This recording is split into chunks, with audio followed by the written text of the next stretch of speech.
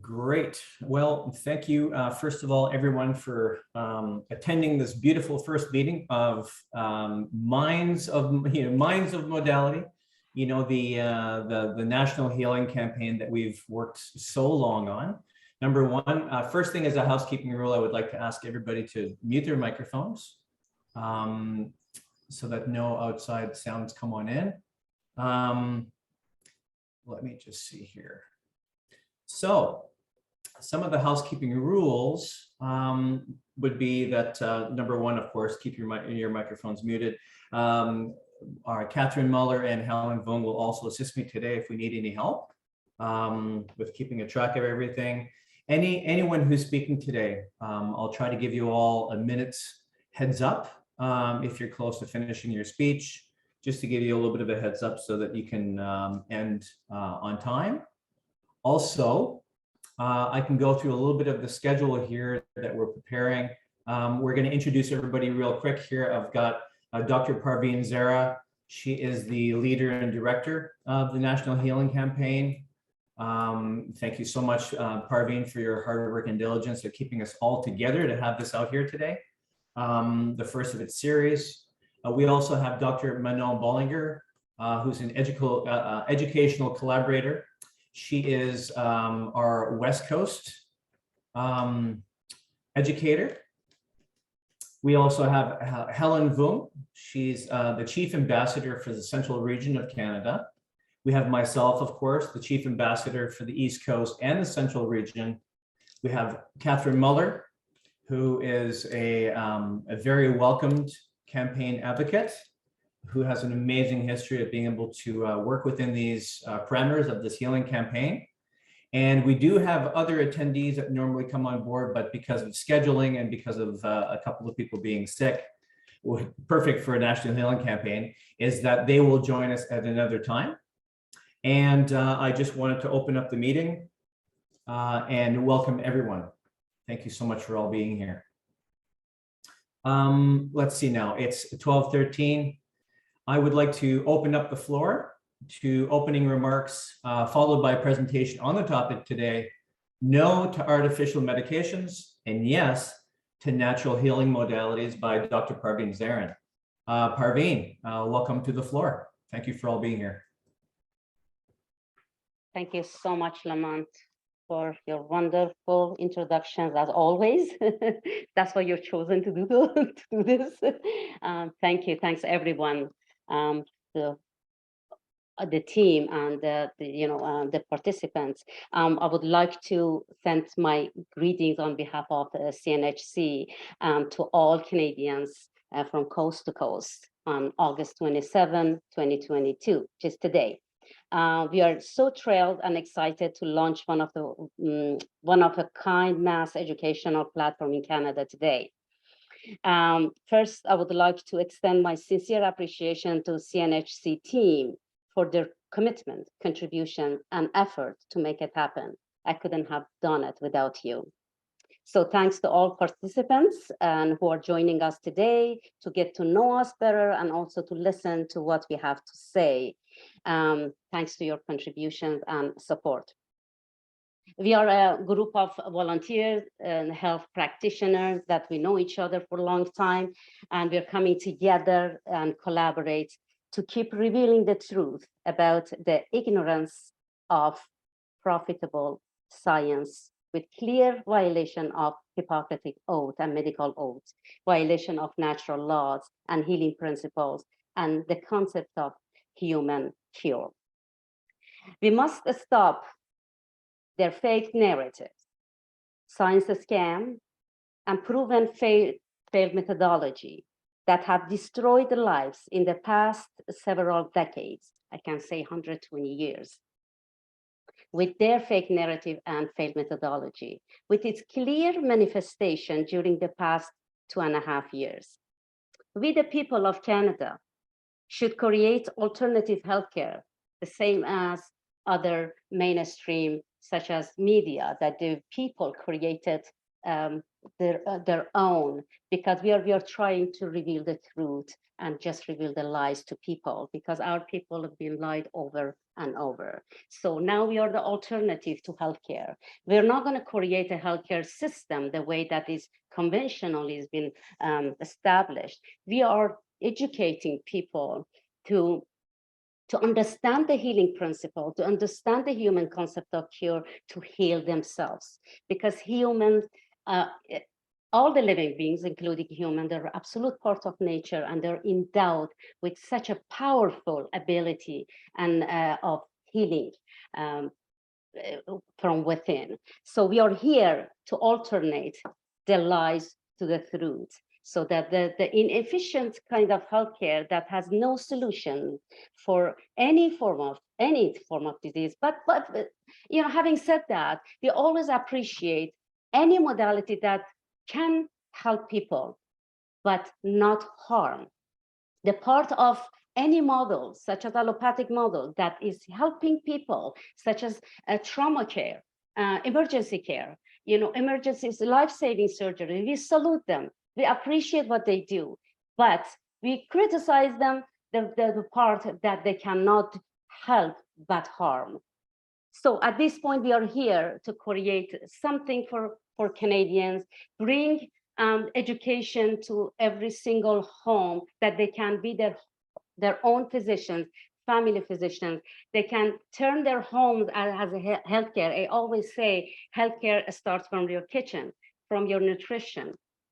Doctors are not supposed to give medication, supposed to educate people that how to heal themselves.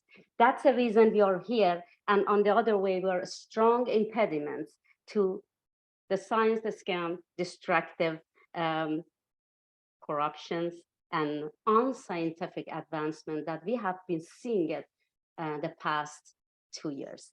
Thank you so much, and welcome to C.N.C. And if you allow me, I can start my presentation. Lamont, how much time I have? Half an hour, Parveen. Half an hour? Okay. Everybody can see my slides? Yes, I'll let you know about a minute before the end, okay? Okay, I think everybody knows me. You know, I've been friends with some of you for a long time, but I have, you know, I'm a Canadian homeopath minus Ontario, and and the reason we can explain it at the end if we have time. I'm the founder of Homeopathy Nutrition Clinic, a founder of Integrative Medicine Nutrition, founder of BioQuantum Academy in Canada. I've been practicing for over 25 years in Canada. I'm an educator, lecturer. I'm the author of Quantum Anti-Aging, and also I can say I am the chair of a global conference that has been going on for the last 3 years. So, and my website is bioquantum.ca, and my email is info@bioquantum.ca. So I have a big PowerPoint here, but I would like to start my talk with the quote that I like from the father of medicine, Hippocrates. First of all, it's an art to live and heal naturally in the world of toxins. We are swimming in the world of toxins. As we know, human being is not only physical, it has a physical body, emotional, mental, and energy or spiritual bodies. We are intoxicated at all levels, all aspects of our lives, but living naturally and try to heal naturally is an art. So whether the art of medicine is loved, there is also a love of humanity. That's the reason you're here. And as I always say, the greatest medicine of all is teaching people how not to use it.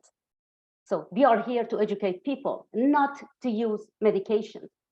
So just because the natural forces, the healing forces within us are the true healers of any disease. So I would like to chit chat a little bit about science. I know that it's a big things here, but I would like to talk about science. I don't know, it's my science, your science, his science, her science. Now the science is divided. So we always thought there is only one science, but absolutely not, because there is corrupt science, scam science, fake science, and true science. Which science are we talking here? I know that the science that they always they try to teach us, teach everybody, is based on objective observers, experiments, measures, collecting data, evidence. But this science is just the science of physicality. So which science can we trust? The science that they made atomic bomb, they dropped it on Hiroshima and Nagasaki, that for 100 years, even one plant cannot grow back. Are we relying on that science? We're relying on the science of destructive weapons. Are we relying on science? The same science is making synthetic drugs. The same science that is based on just physicality and chemistry, it has removing organs of human body instead of removing the disease. And we have seen it for the past 120 years. Instead of removing the disease, instead of understanding what the disease is, what this disharmony and chaos within the body is, they're removing the organs. You have heard it, as started from tonsils now to hysterectomy, the breast, the prostate, the ovaries, uterus, everything. The only thing, and now the heart. Actually, one of my patients actually is having the heart implantations. I think half of the heart is gone. They put some form of. Anyways, I don't want to get there, but are we going to talk about this kind of science? So, absolutely not, because it's proven to people the last 2.5 years that the same science tried to lie to people over and over that by this artificial inoculation, we're going to get herd immunity. It's absolute lies. There is no such thing. Herd immunity cannot be achieved by artificial measuring, artificial approach. It's only and only through the natural innate immunity. They created such a painful society, divided us, or whatever. I don't want to get there, but I mean, the science that created red zone, yellow zone, green zone, the science of exclusion, science of separation. This is not the science that we're going to talk about it. So can the same science help people to heal with their synthetic drugs? This is absolute false science with fake narratives, failed methodology, and assuming to cure human inside domain, which is curing is a human inside domain, cannot ever be healed from outside world by synthetic and artificial and medications. So I would like to talk the science that we all having faith on. It's on the other side of that. That's the reason that we are divided, because we talk about true science. And another area of science, the following natural laws, universal laws, inner healing ability that is endowed in every single living being, including human being, by nature, power of curing by internal healing and internal materials. Human body is the biggest giant manufacturer of medicine from within. Human body does not need any medicine from outside, any medication from outside. It just needs some sort of a stimulation that we do it with homeopathy to just activate the healing power. That's what the homeopathic medicine is all about. So is the science knows about non-physicality of the other side of human being? They never talked about non-physicality, the subtle body of human beings. They never ever talked about it. Their focus is only on the chemistry and whatever they see with their synthetic approach. Can this powerful non-physical dimension of human being be observed or measured by previous science? The science that is only based on measuring and observation, can they see, can they measure the consciousness? Can they measure the intelligence? Can they measure the wisdom of the body that is running the show. The whole physical body is run by our wisdom. When we were born, nobody tells our body how to grow. Nobody tells our body how tall you can grow, how big you can be. Our intelligence, our wisdom knows how to do it because it's endowed in every single human being by nature and does not need any information from outside. All the information as a human being is endowed in us, is imprinted, is documented. Only we need to awaken our wisdom and intelligence. So we are here to wake that up in so many people. This is not going to be measured in lab, in a chemistry lab whatsoever. That's a difference between our science and their science. Having said that, I never ignored the other science as well. As I said, as long as they can save lives, as long as they can help people, we appreciate it. There are a lot of emergency care, we appreciate it. But the part that they're harming human beings, it has to be criticized. So as I always say, healing is an art. And the body, human body, artistically and intelligently can heal you with no effort when you remove the underlying causes of disease or disharmony. Disease has to be understood. Disease means dis-ease, means the body is not at ease. Disease means disharmony and chaos from within. We don't have functional disease. We always have cellular disease. We have to understand the DNA. We have to understand how the cell works in order to remove the disease. Unfortunately, the other science, they're, by the approach that removing the functional organs, they think that removing the disease. By doing that, first of all, destroying a person's life at all dimensions, especially mental, because by removing the organs, for example, the whole body is going to go through a grief, a lifetime grief, because it's as if they lost a loved ones. When you're removing ovaries, the whole female body is going to go through a grief, lost two loved ones. Or the same thing with male, the same thing with any other organs, the body is going to go through grievings. The mental body is always creating emotions that it's going to be, that emotion is always brings the person into misalignment for the rest of their lives. We are here to correct that. Every natural medical modality is a mixture of science and art. We cannot separate science, art, and wisdom. These all have to work together. But not all medical modalities follow the science of natural laws and principles. The nature laws, universal laws, are absolute. They are absolute, and nature never follows man-made rules the way that they have done it the past 120 years with the manifestation, disastrous manifestation in 2.5 years. Human beings are absolute part of nature and follows the natural laws and principles as it's programmed. Man-made rules doesn't matter in hospitals, in clinics, based on just the physical science, are the violation of these natural laws, because healing is an internal domain and never follows unscientific man-made rules. I would like to differentiate between the medicine and medications. So that's the topic today, topic about artificial medication, artificial drugs versus natural medicine. Personally, I know that medicine and medication in outside world is interchangeably and synonymously can be used by allopathic models or by people, but in my perspective, I don't use them. They're not the same to me. So I always refer medicine such as homeopathic medicine as natural remedy, which awakening the body, stimulating natural healing power in the body, and medication to me is an artificial drug or synthetic drug.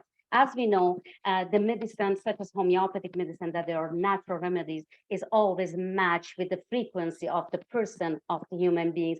As soon as it's stimulated and awaken the body, it stops working. That there is no any habit forming or any form of addiction to it has no side effects whatsoever. It just removes the disease, and it's leave the body to heal itself. On the other hand, the drugs, it brings habit forming, as we all know, and addiction for the rest of their lives. That's why people are on thyroid medication for 30, 40 years. People are on blood pressure, sugar, or whatever for the rest of their lives. Even though the body deep down there healed itself, but the physical body is addicted to that chemicals for the rest of their lives. That's called profitable science. That's a profitable science that we are here to differentiate. I say we are not part of that science. So as I mentioned, when you go to about the mental disorders or mental, disease. Oh, sorry, can somebody? Okay, I had to admit it. So somebody just got in. Almost, I don't know this number. I got this number actually last year. Almost 25 million a year goes on antidepressant. 25 million a year in United States, just in United States. I'm sure that by this year, that number has been gone up. But imagine they put them on so many different chemicals to just, are they curing the mental disorders? Are they curing depression? Are they curing anxiety? Absolutely not. They just creating habit forming. And first of all, it's very damaging. Then in this invasive allopathic treatments and all other ways that like electroconvulsive therapy, that I have so many patients coming to me that they have gone through this invasive, damaging treatments. And it's a challenge for me as well to help them to do so, to heal. But again, I am witnessing a lot of damaged people who are coming to me. All the above artificial drug and invasive treatments are dangerous and severely damaging the human brain for lifetime. It's just about simple mental disorder that we can definitely help people to heal with just simple homeopathic medicine or some other techniques that Dr. Menon is going to talk about it. So synthetic medication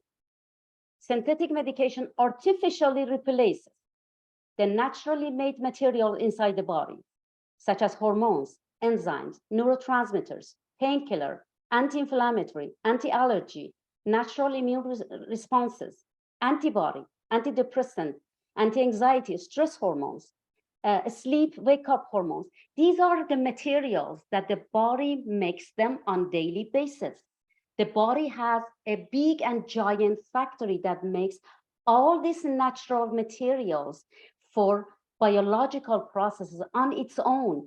Body does not need anything from outside. The problem with all this situation that's going on for the last 120 years that people don't know, they should be educated that these materials are made within you. In contrast, natural medicine, the remedies, stimulates, activates, and support the inner natural healing power to produce natural biochemicals from within and brings forth the cure. I think Dr. Menon interviewed me a few months ago about me. How did I get into homeopathy?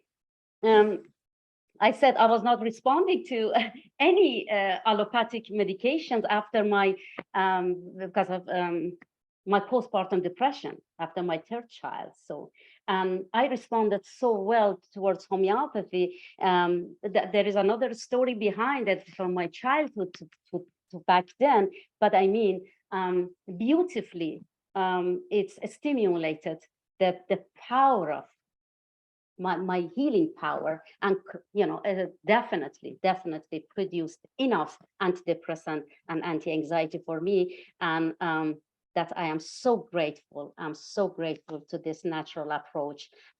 This is a life change.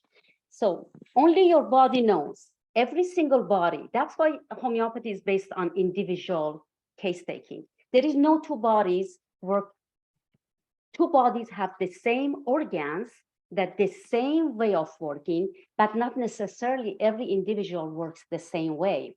That's why homeopathic case taking is very individualized and it's very detail oriented.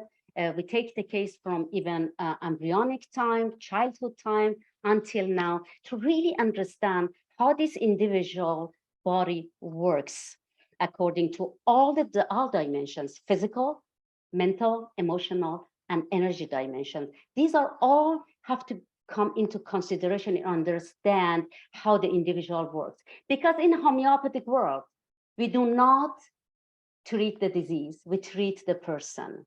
When we understand the person, we start treating the person, we understand the underlying causes in that individual, and we remove that underlying causes, and the disease is going to be removed on its own. We're not going to touch the disease. Disease is disharmony.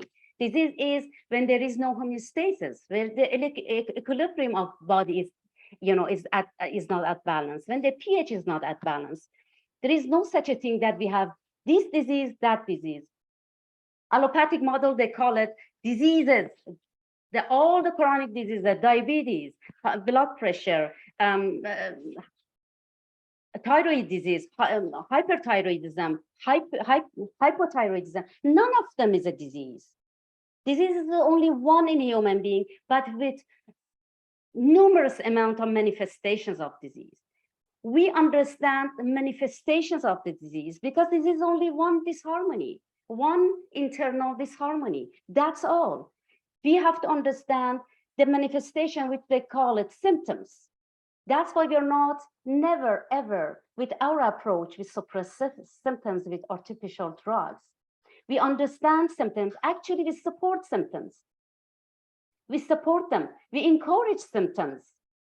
But we take the charge of the symptoms with energized and potentized remedies. But the symptoms are so vital for diagnosis and so vital for human body, because actually when people have so much symptoms thrown to outside body, it means the inside body is trying to get healthy. So that symptoms, it's very crucial to be understood, not to be removed or suppressed. As long as the symptoms, because symptoms is the language of the body, it's talking to us. If you shut down the communications of your wisdom, your intelligence with your physical body, it's done. The body's communication is shut off and is done. That's why they have to be relying on artificial medication for the rest of their lives. So we are here to fix that. So as I mentioned earlier, that the human body is a giant manufacturer of medicine, makes all the neurotransmitters. We have the beautiful, wonderful painkiller, endorphin. We have endorphin. I haven't used any painkiller for the last 25 years because I know how to stimulate the production of endorphin. So we have serotonin, we have the beautiful antidepressant, anti-anxiety. You just have to take care of your guts, because 80% of serotonin is made in the gut. You just have to try to support it, nourish it, cleanse it, and stimulate it. Your gut's making it and sending it to your brain to feel good. Dopamine, the neurotransmitter for reward and motivations. I see that people are so addicted on the coffee, which I'm not against coffee, but I mean, coffee is the dopamine production slug, but on daily basis, the day that they don't take coffee, dopamine is just sleeping, the natural one. That's why I am trying to teach people. So enjoy whatever you enjoy, but don't be relying on it, because otherwise the natural dopamine is going to be, it's not going to be produced for the rest of your life. We have the trust and love hormones. See that they divided the societies, that nobody trusts nobody. Nobody's sending love. Nobody hugs nobody, because the hormone, the neurotransmitter oxytocin, is completely dormant in human beings now. So we are here to create, to stimulate a human being's body, to create it, bring trust, bring love to human beings.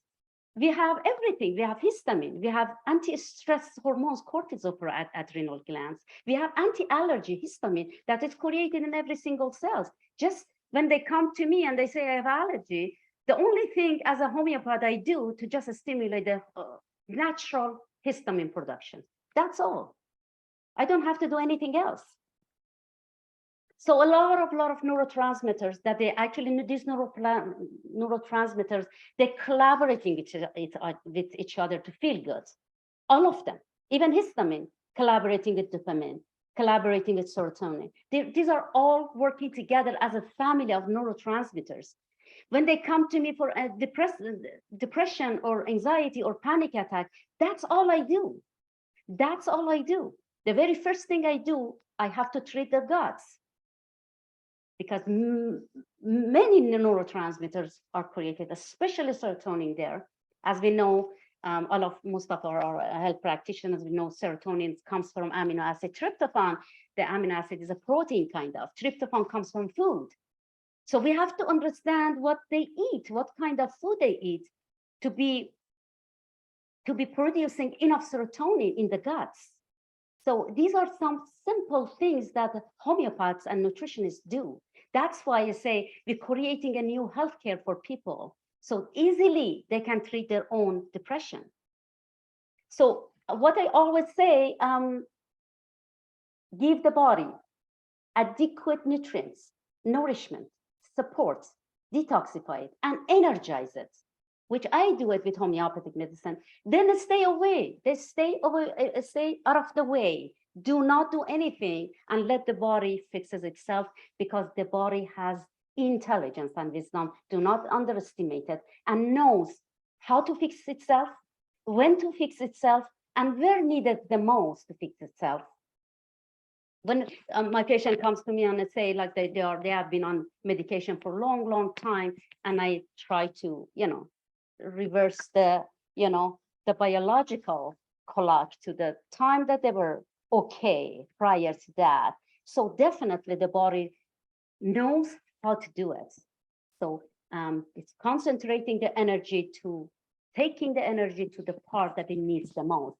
And the person at the physical level feels exhausted. And they come to me and they say, oh, doctor, I feel so exhausted, as after 2 weeks of the remedy. I say it's bingo, because the body knows how to, how to collect, how to take the energy from the parts that doesn't need, take it to the part that it needs the most. So body knows that. You don't have to do anything, just understand the picture of the patient correctly, understand the manifestation of disease as symptoms correctly, put them together, and come up with the closest and the best picture of the remedy to that person.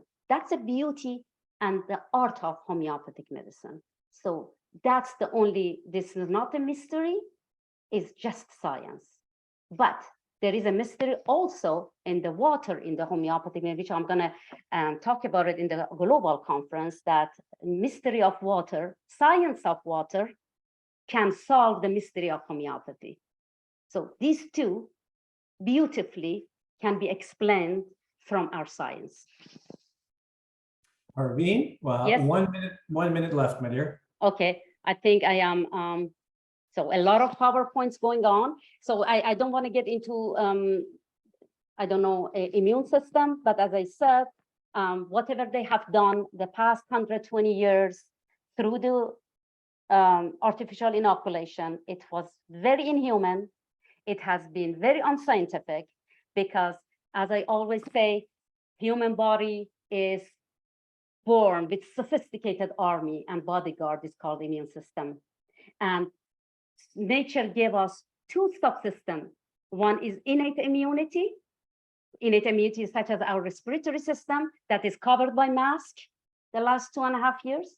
Our epithelial tissues of digestive system, the skin, and some mucous membranes. We have the best and devoted, committed army. It's called white blood cells. Unfortunately, the other science is bypassing this wonderful bodyguard of human body, ignoring it, underestimating it, and directly goes to adaptive immune system, which only and only by nature, it's only and only has to create antibody against only one pathogen at a time. Innate immunity subsystem is creating immune responses for every pathogen, no matter what. At the same time, bacteria, fungus, toxins, viruses, anything that is non-self is foreign to the body. At the same time, unfortunately, as we have seen, the 2.5 years, this life-saving innate immunity has been covered. And they directly go to adaptive immunity, and they lifetime shock to the immune system. The immune system will never come back to natural states by this shocking artificial inoculations. So I think I have to finish. I have a lot to say, but I'm gonna continue, and then the next meeting, hopefully next time. Thank you so much for allowing me to share my view, and I hope that it would be help to people who listen to me. Thank you so much. Thank you, Parveen. That was, you put a lot of really necessary information out there for the average Canadian, because it's it is a very subject. It's huge. You're right. Symptoms are the warning for the body to wake up to the inequalities within the system. And it's true, people have to take their own responsibility for their own healing. And I think you've done an amazing job here, especially when people are able to take a look at this video later, to be able to look at some healing modalities that are more natural to themselves. So thank you so much, Parveen. Thank you so much, Lamont. Thanks everybody. So I'm going to stop sharing, and because what I'd like to do now at this point is open up the floor. I know we had talked about a possible 10 to 15 minute question period, just to let people ask the questions while they're still fresh in their mind. Moving forward from this point, ladies and gentlemen, you can always put in a question in the chat, so we have it recorded for later. In case we don't have a chance to address it while we're doing the show today, we can always come back to this later on and make sure that your questions are answered by the professionals that are here today that may have an answer more than another person, so that we can always address you properly and correctly. So could I open up the floor to any questions while we have Parveen here? You've got 15 minutes, so start slinging, people. Yeah. You've done so well. If you have question at the end of the session, I still can, be here, but we could. I'm ready to answer questions anytime. Absolutely. You know what? Every time I've seen people actually not have questions is because you've done such a good job at explaining what you've done. And this is really what my desire is, because, the average Canadian who's looking at this right now maybe has stayed away from homeopathy and some of the woo-woo science that the medical societies have convinced us is the witch doctory, is the thousands of years of these funny plant medicines. While in actuality, if you're dealing with the symptoms of the body and you're paying attention to explaining to people what symptoms are in the first place, symptoms are not to be quickly hit over the head with an aspirin, okay? Never. Aspirins actually put little holes in your stomach every time you try to digest these things. They're laced with aspartame, which is mind control.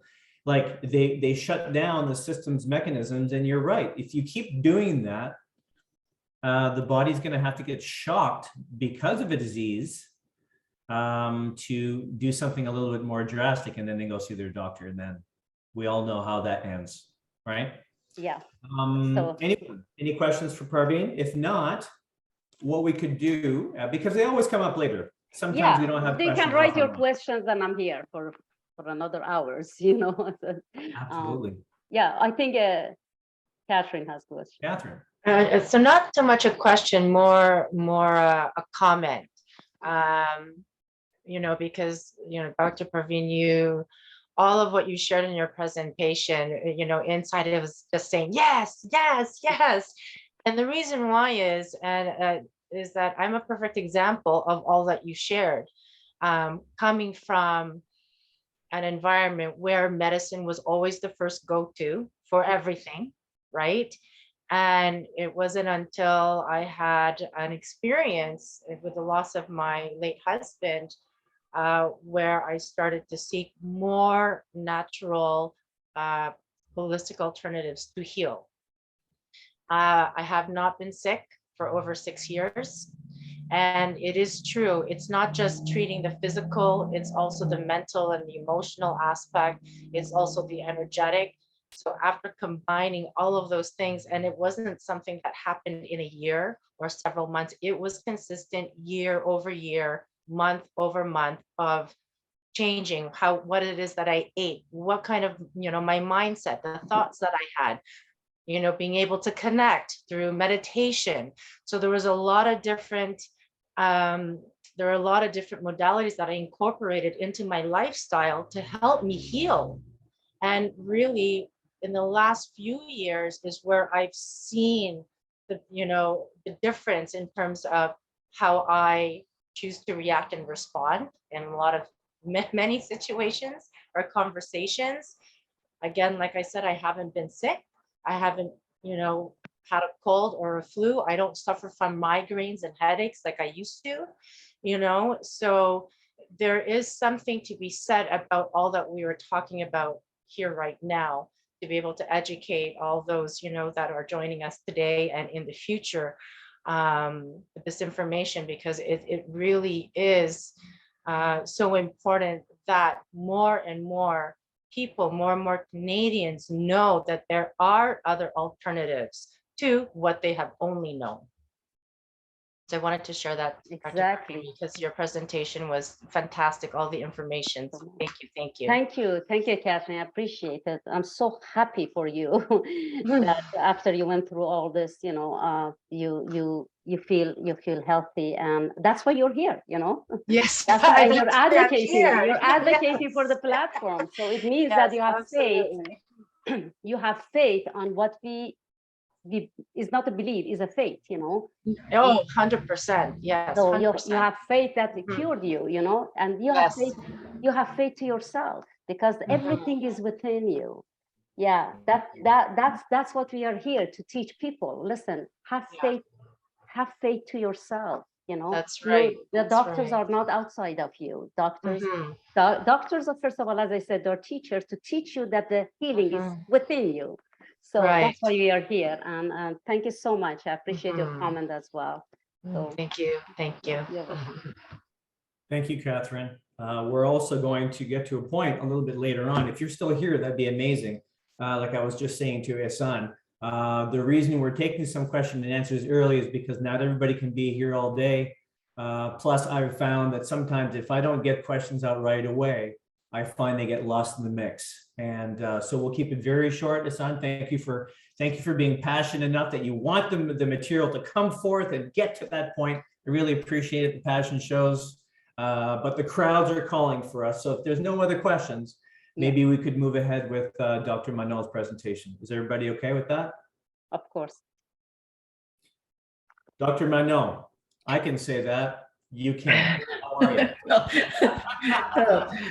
Oh, I'm echoing a lot. Oh, no, that's fine. Okay, perfect. Well, first of all, thank you so much for having me on this, or being part of this organization, to wake people up to the incredible, amazing body that we actually have, and the living pharmacy within ourselves, as Parvin has explained very, very clearly.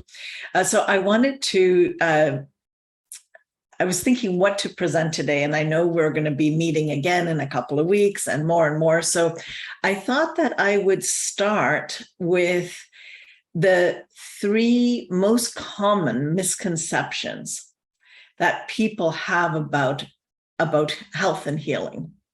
So and this is based on, so a little bit about me, I think, to give a context, is that I have a deep personal connection to health advocacy.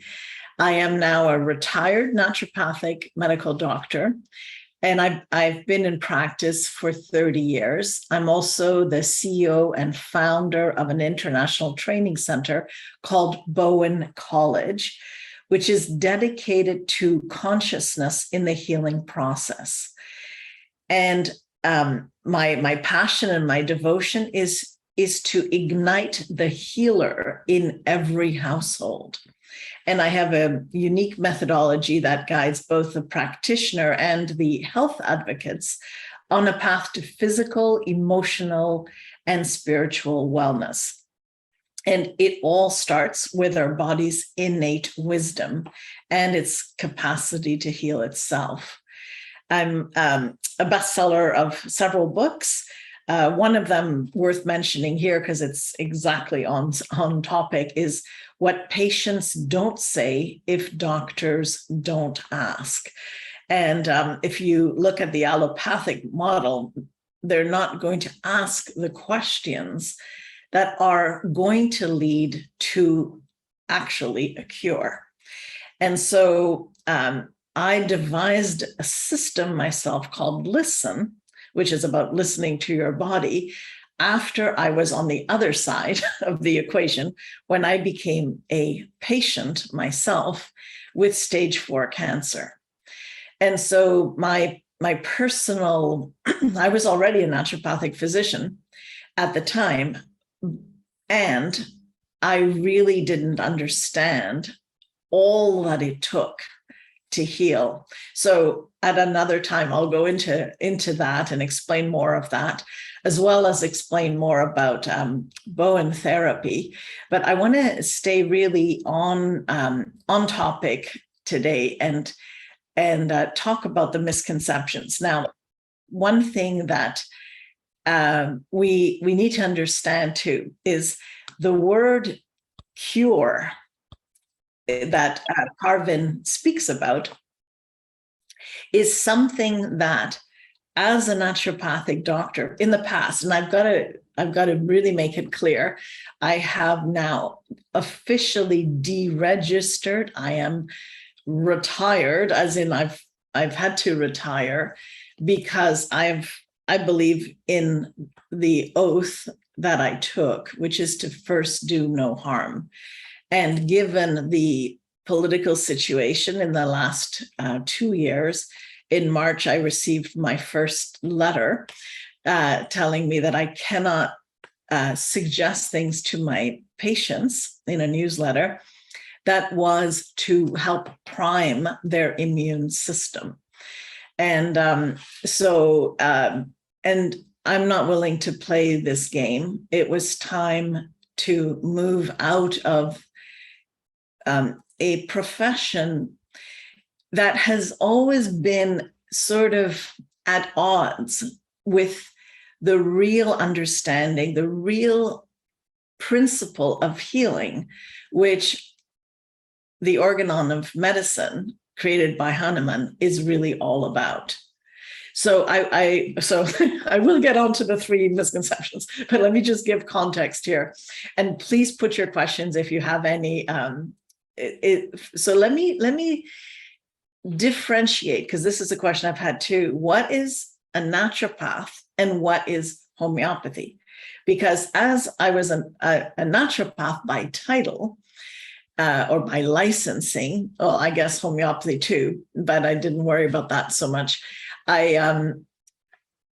People said, well, what's the difference? And naturopaths they're like general practitioners. They have a whole bunch of tools that they can use to assist the repair and healing of people. Now, we use natural medicine, but I want to make a real clear distinction here. 80% of all pharmaceuticals are naturally derived. They come from natural things. So it's not the natural versus not natural so much, is the philosophy of how we use this that really distinguishes. So what has happened now in my profession, a lot of naturopathic doctors or new naturopaths are what we call green allopaths. They basically practice medicine with natural compounds. But what that means is that they chase the symptoms. So they look at the body and go, okay, you have inflammation, so we're going to use a natural compound to decrease inflammation. But that doesn't repair the cause of why the body is creating inflammation in the first place. So it's really doing the same kind of thing as allopathic medicine. Now, it doesn't need to, and that depends, though, on the understanding and the philosophy of the naturopaths you see. And same with Chinese medicine. It can act like allopathic, but it also can look at the 5-element theory or whatever and look at rebalancing and therefore igniting the natural vital force of the body. Herbal medicine can do that, and it can be almost suppressive. And the side effects from anything that is in quantity are always possible, which is why when Hahnemann started, because at that time the cool medicines were mercury and lead and all of these things. What he was doing is reducing to see the impact, and that's how. I mean, it started differently with Peruvian bark and malaria, and let's not go there right now. I'm sure Parvin's going to go into that at some further point, but I think it's really important to understand that the context of why the philosophy of healing is essential. And so a lot of my teaching with my patients is understanding, is really letting them know how it's there is no medical philosophy in allopathic medicine because there's no understanding of cure. It's all about disease management. So this is the biggest and the first misconception. Now I'm going to get into what I wanted to share, but the first misconception is actually the limited definition of health that people have. So when people come, first of all, there's a bunch of assumptions as, oh, I have aching pains, but oh, that's okay. My dad had arthritis, so it's okay. I'm 40, but it's no problem. Or, I have gas or indigestion, but that's not a big deal. Most people must have it. And all of this is basically based on thinking that the body, or believing that the body can't heal, that you can't be better than this sort of accumulation of symptoms that are managed by cocktails, usually artificial cocktails, to suppress its appearance. So people don't know that they can be better, that they can be healthy. And they've been basically sold a so-called health as the absence of symptoms. So, okay, we diminish, and they never disappear. They just mutate into something different. And then you need a different drug for that part, then a different drug for that part. That's basically what people are used to. So the very first thing, most important for me when at the time, again, I'm not in practice, but would be to educate people that they can do so much better than they believe. So much better. And, I've had, patients that came in with MS, all kinds of incurable diseases because they believed in their diagnosis. And the diagnosis leads to a prognosis, right? And a prognosis, I'm going to explain these fancy words. So look at the word diagnosis. Die. So agnosis, right? I mean, I told my kids never to eat anything that has the word dye in it. Read the back of the label. If it has dye something, it's probably not good for you. So why would a diagnosis be good for you? It's basically telling you about your morbidity, right? So the first thing I tell people, let's look at your health gnosis. And I coined that word because we have to shift from looking at what ails us to actually what allows us to become healthier and healthier. Does that make sense? I see lots of chats, questions in the chat. I'm just going to quickly look if I can. Let's see, is there anything directly that I can answer here? No, okay, good. I think it looks fine. All right. Yeah, feel free to put your questions because I can expand upon any of these particular subjects, but I just thought I'd focus, keep focusing on my talk here. Manel, just to let you, so I can interrupt for a second, that's exactly why we'll have a couple of minutes for you at the end. So that we can get right on the heels of your topic and make sure everybody's questions are answered. So. Okay, perfect. Very good. So let me see here. Yeah, so that's it. It's the first part is to actually give people hope, and not hope made up of nonsense, but actually the truth that the body is meant to heal if given the right things. And so something that I did want to bring in here, and I have still a bit of more time, right, is we have actually started to give up our power. And that is one of the things that we need to take back. And when I was doing my master's in law at McGill during my master's thesis, I was looking at, midwifery, and I was looking at when did women give up their power? And one of the poignant examples is the medicalization of the birthing process in the late 19th and early 20th century. And women were given chloroform and later morphine and scopolamine in order to remove the experience of pain during childhood, or childbirth rather. And these women were directed to see pain as the enemy rather than supported on focusing on methods that support the natural process of childbirth, right? If we look at what's happening now, many women are thinking, oh, I'll get my cesarean, I'll control my time. When I give birth, the doctors control the time that they're available. And we've totally lost, how we go through this incredible transition. And anyway, by that time is when it really started. They somehow disconnected from the natural body process and empowerment and adopted the concept of birthing in this basically semi-conscious state, putting not only themselves at risk, but also their infants. And in one way or another, we've all been conditioned to stop trusting our innate body wisdom.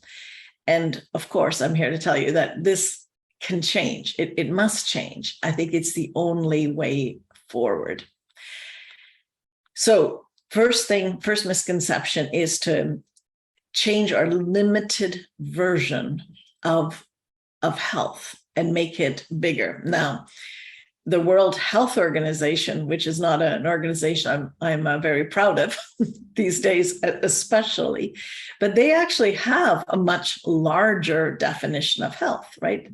Health is not just this physical thing. It's physical, emotional, cultural. It's I was looking if I have a copy of that definition somewhere, but anyway, it's easy to look up, though it may change. Because if things are not convenient, then they change definitions, as we've seen very recently. All right. Second misconception that many people view, they view their symptoms as their enemy. And this was really well elaborated earlier, so I'm not going to go much into that. But it's really important to see that this dichotomy that when the body produces things, we should be looking at it like, oh, it's telling us something. It's like, when the car, the engine light ignites, we go, oh, we don't say, oh, I wonder how we can take the electrical thing to pull it off so we don't see it, put a big fat bandage or blinkers over it or whatever. We actually go and figure out what's wrong with our car. And I think this is one of the things that we jump too quickly from symptoms to diagnosis, and now we're part of this, cocktail line of drugs for this. Whereas if we could stop and go, symptoms, what is going on in my body? And why is my body producing these symptoms?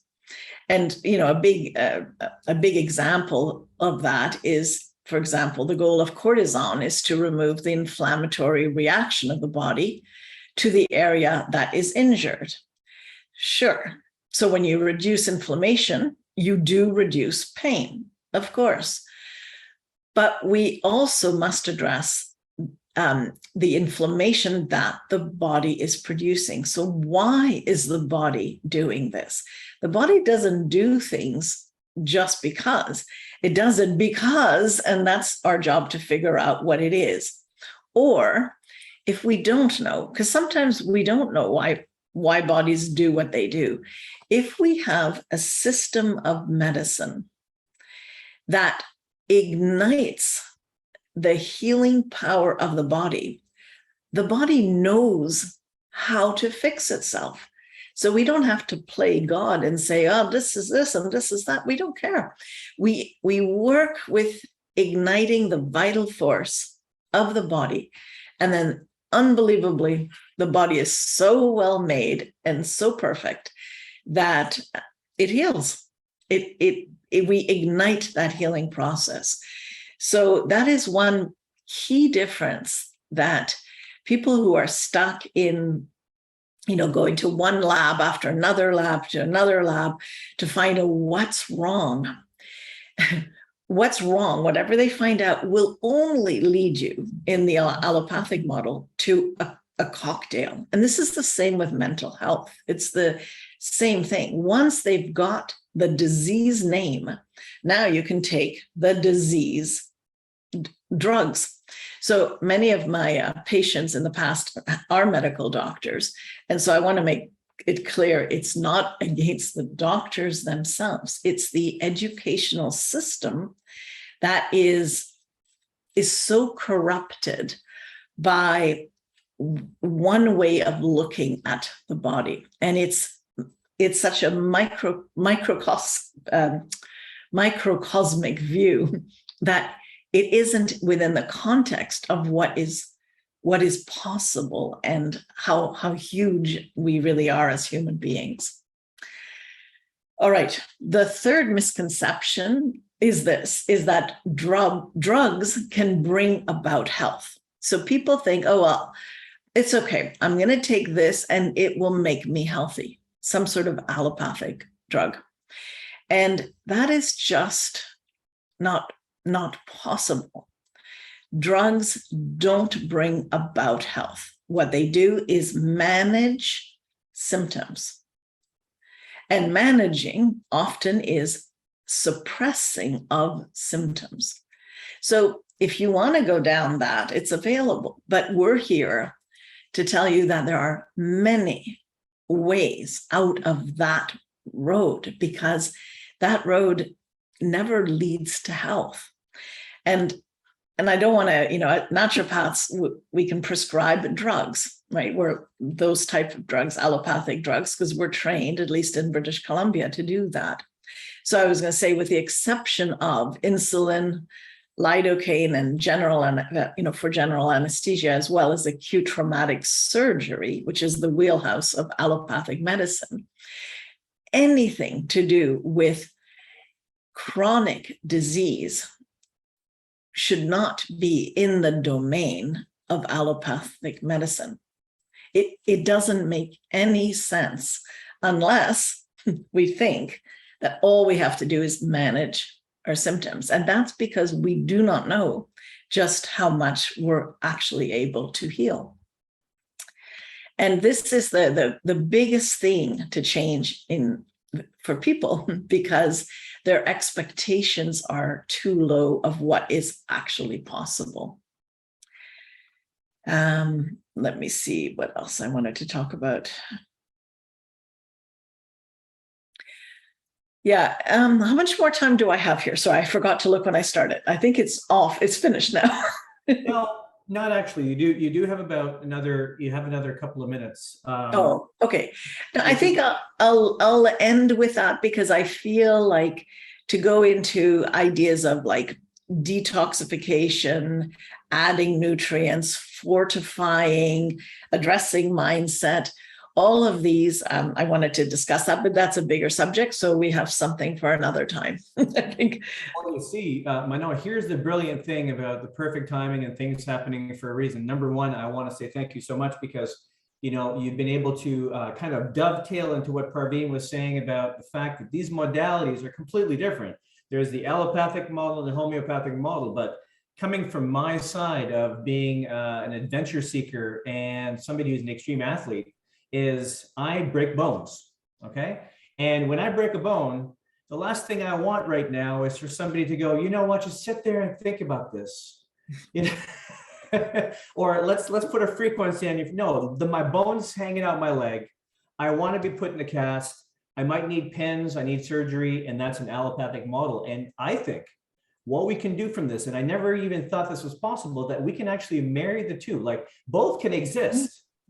It doesn't have to be one, we've just been doing things differently. And I think it's great for us to bring up the more natural parts of healing, which is what we're doing. It's amazing. Now, Mano, the reason I was going to say that this is perfect is Tom Jacobs had to leave early, and he left us a great question that we can actually dovetail right into a question and answer period and address this right now, which is a great question. Let me read this to you, okay. Mano, so you can just look into our beautiful eyes. And I'll read this to you as I can here the best. I would like to know, what is the difference between a homeopathic medicine and a pharmaceutical one in the level of the substance? If both medicines are derived from nature and plants, and both are diluted forms of the rudimentary material, what is in them that makes them harmful or conducive to healing? In other words, is it the process by which it's made? What does it mean when a medicine is synthesized? Also, isn't a homeopathic medicine synthesized? What should we think of synthesized products in general? And then he gets into food being synthesized and differentiating the types of medicine from each other. I think it's a really easy answer here. I mean, I have some answers for myself, because I'm uneducated in this way, just from what I know. But it'd be great, Mano, if you could answer that, or even Parveen, if you want to chime in here. We do have a couple of minutes before the next speakers, so please answer that if you can. Sure, and I was going to say definitely Parveen will be part of this answer on explaining more the understanding of homeopathy. But okay, so I see about 5 questions in there. I'm trying to figure out which one to start with first. But essentially, in homeopathy, yes, it is based on natural substances, for sure, including, like all herbs, minerals, animal products, snake venoms, everything is there. But what is different is that it is past Avogadro's number. In other words, it no longer has the biological substance. It works more in the energetic realm of, because it's been succussed and titrated. So it's been moved to another level. And I think Parveen will be able to take that to a next level with the understanding the water and all of that, which is, again, many people do not realize the power of energy. And it's been, it's energy, it's nothing, right? It's quite the opposite. So I think that's the main thing. And one thing. And the second is the philosophy of its use. So in homeopathy, we don't look for, I need an anti-inflammatory. We look for, this body, this person is exhibiting this type of stress or anxiety, sleeping this way, craving this, wanting that, and has it looks like inflammation from the body. So we're looking for the match that matches the totality of all the symptoms of that person, as opposed to giving them a functional or direct, biological interference fighting against their body. So homeopathy doesn't fight against the person. It mimics the symptoms of the person to accelerate the natural immune system. So it's as if we have a stronger, as in a different energy level remedy that has the same symptoms as. It's sort of like the idea of a vaccine, but don't get me going on this subject. That's for another follow-up time. But it's sort of like, oh, here it is. It's this total symptoms, and we give an artificial, as in it's artificial to the body. It comes in a homeopathic form. The body goes, oh, what's this? And it naturally wants to get over it. And in that, it ignites the healing mechanism. But it is not done by substance, as in biological. It's really an energetic thing.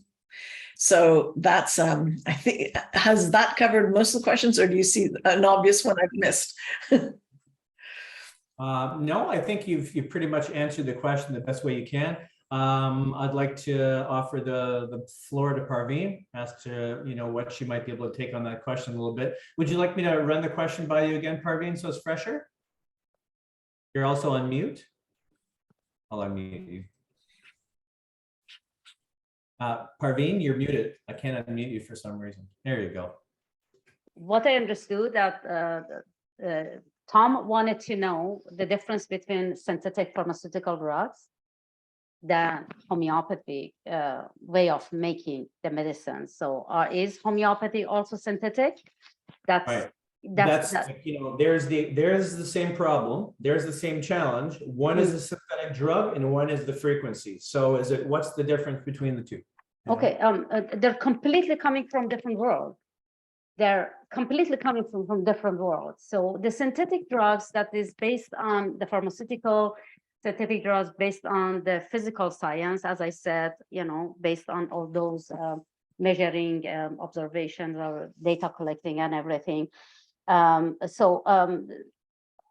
me just explain homeopathic, because everybody knows what pharmaceuticals comes from.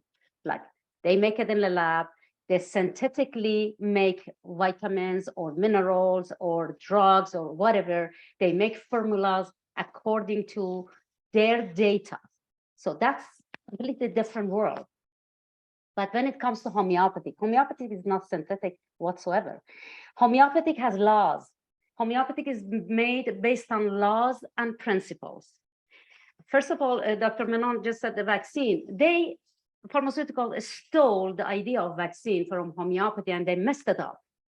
So vaccine is based on the laws of similarities, laws of like cures like, but as long as goes according to the principles of homeopathy. Principles of homeopathy is, first of all, homeopathic medicine comes from three main kingdoms that they are in the nature.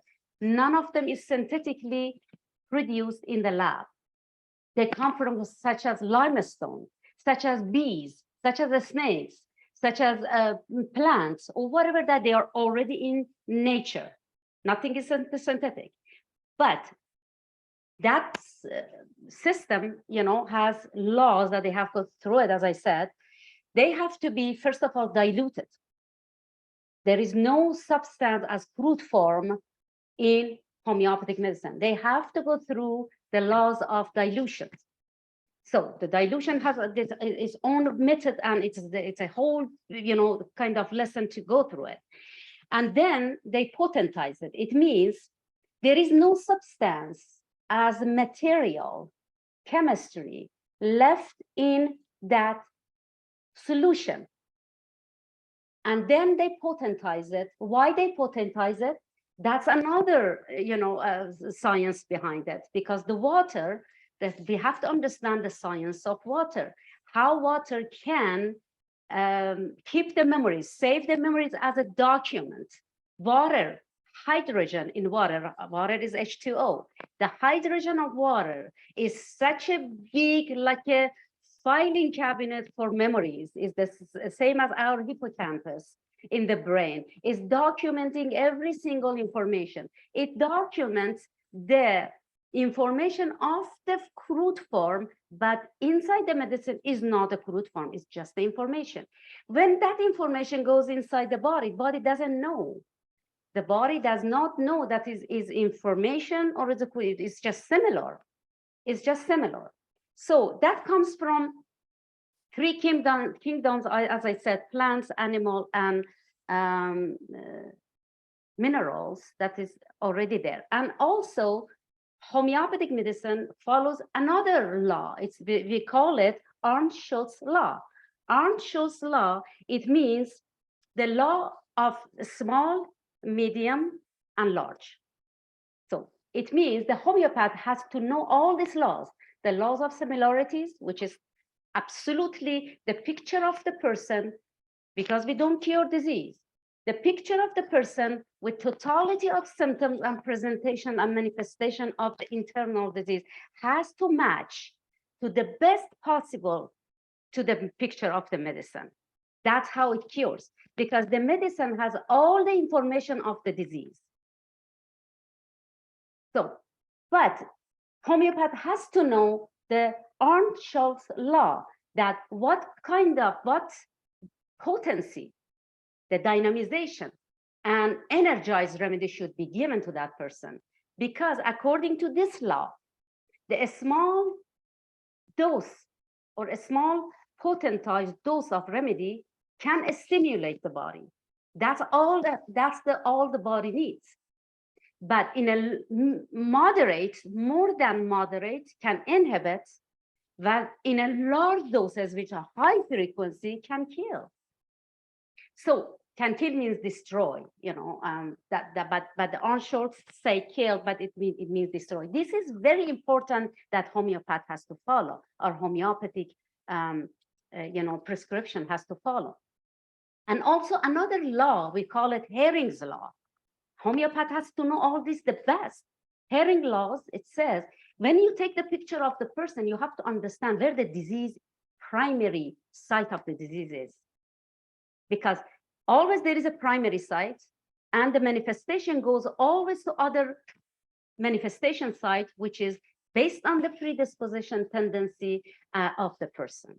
So homeopath has to understand where the primary site of this disharmony is. Because according to Hering's law, homeopathy has to bring the disease from up to bottom, from within out, and from vital organs to the least organs, vital organs. For example, from the brain to a skin, or from the liver to a skin. These laws have to be applied when you take a patient's case in homeopathy. What similarity here is between homeopathic prescription and pharmaceutical prescription? There is no such thing. There is no similarities between these two forms of science, right? I can add, if I have time, for example, people come to me, patients come to me with hyperthyroidism, and another one comes with hypothyroidism. One is in different, they are in two different medications. But in the eyes of homeopathy, there is no such a thing. We don't have hyperthyroidism and hypothyroidism. There is only one disease that manifested in these two different symptoms, but the thyroid was the parking lot of the disease, means the manifestation site of the disease. Homeopathy is understanding the manifestation sites, but the medicine has to go to the primary site. So when the patient comes to me with these two, I don't care. I just have to find where the disease is. So then when I remove the disease from within, these two manifestations are going to be removed on their own. But the manifestation always create different symptoms. such as hyperthyroidism causes anxiety, causes weight loss, causes sweating, causes trembling. The opposite, hypothyroidism, causes depression, causes weight gain, causes fatigue. These two manifestations are different, but the disease is the same thing. Homeopathy doesn't care about the it takes them as a diagnostic tool to take us to the root of the problem, which is the disease or chaos or disharmony from within. I don't know if I answered. I would think that you gave a little bit more of an in-depth, answer to the question, but I think Tom's going to appreciate that.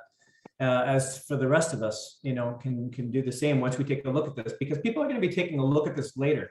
What I was going to say a little bit later on is that, this is history.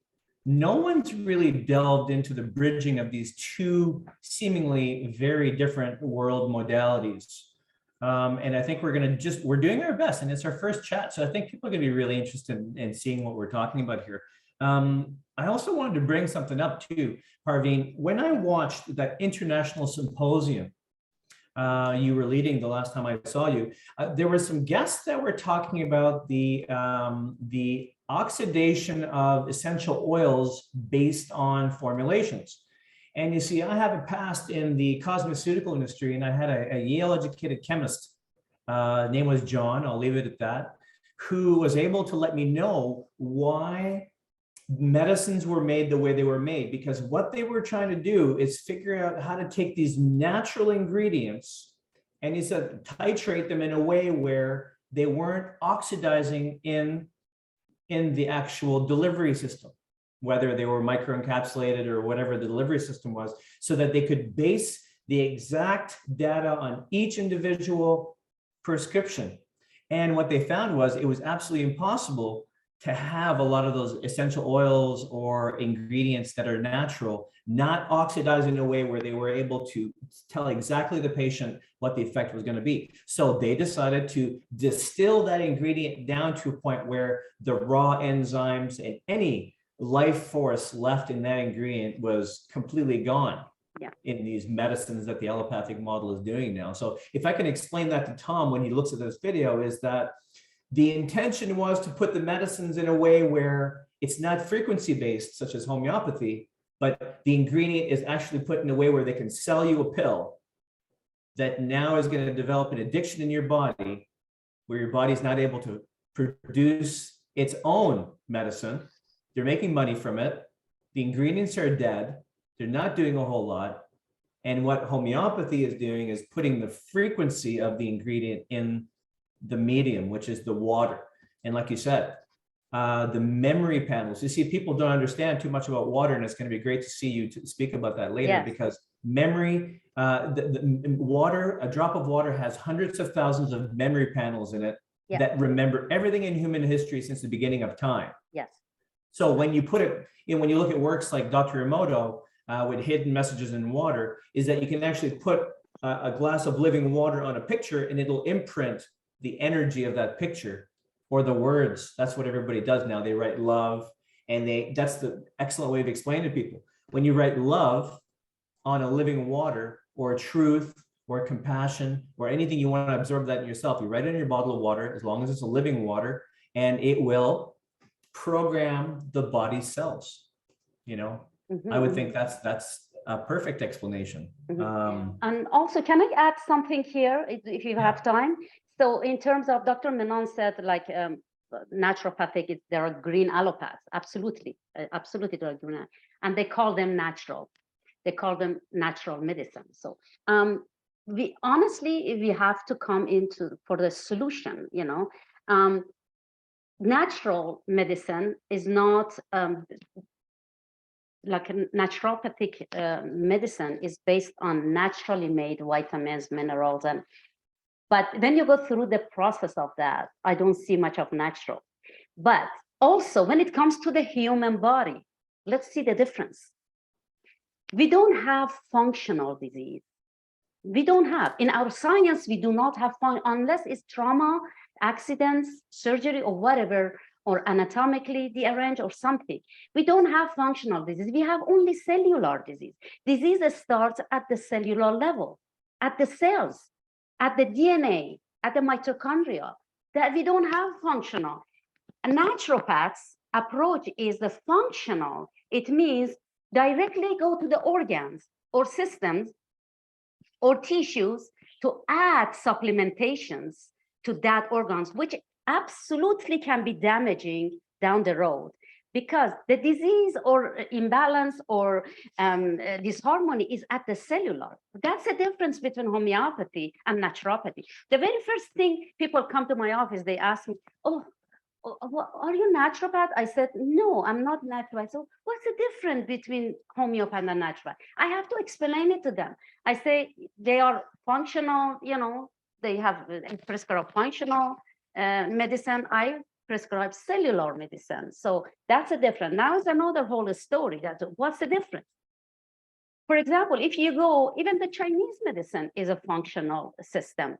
You go and cleanse the liver just like that. It doesn't work this way.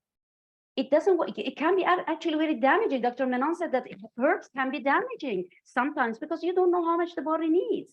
Homeopathy is an intelligent system of medicine that knows exactly, when you prescribe it right, the body knows exactly the frequency of remedy. It just directly takes it to the light of the cells.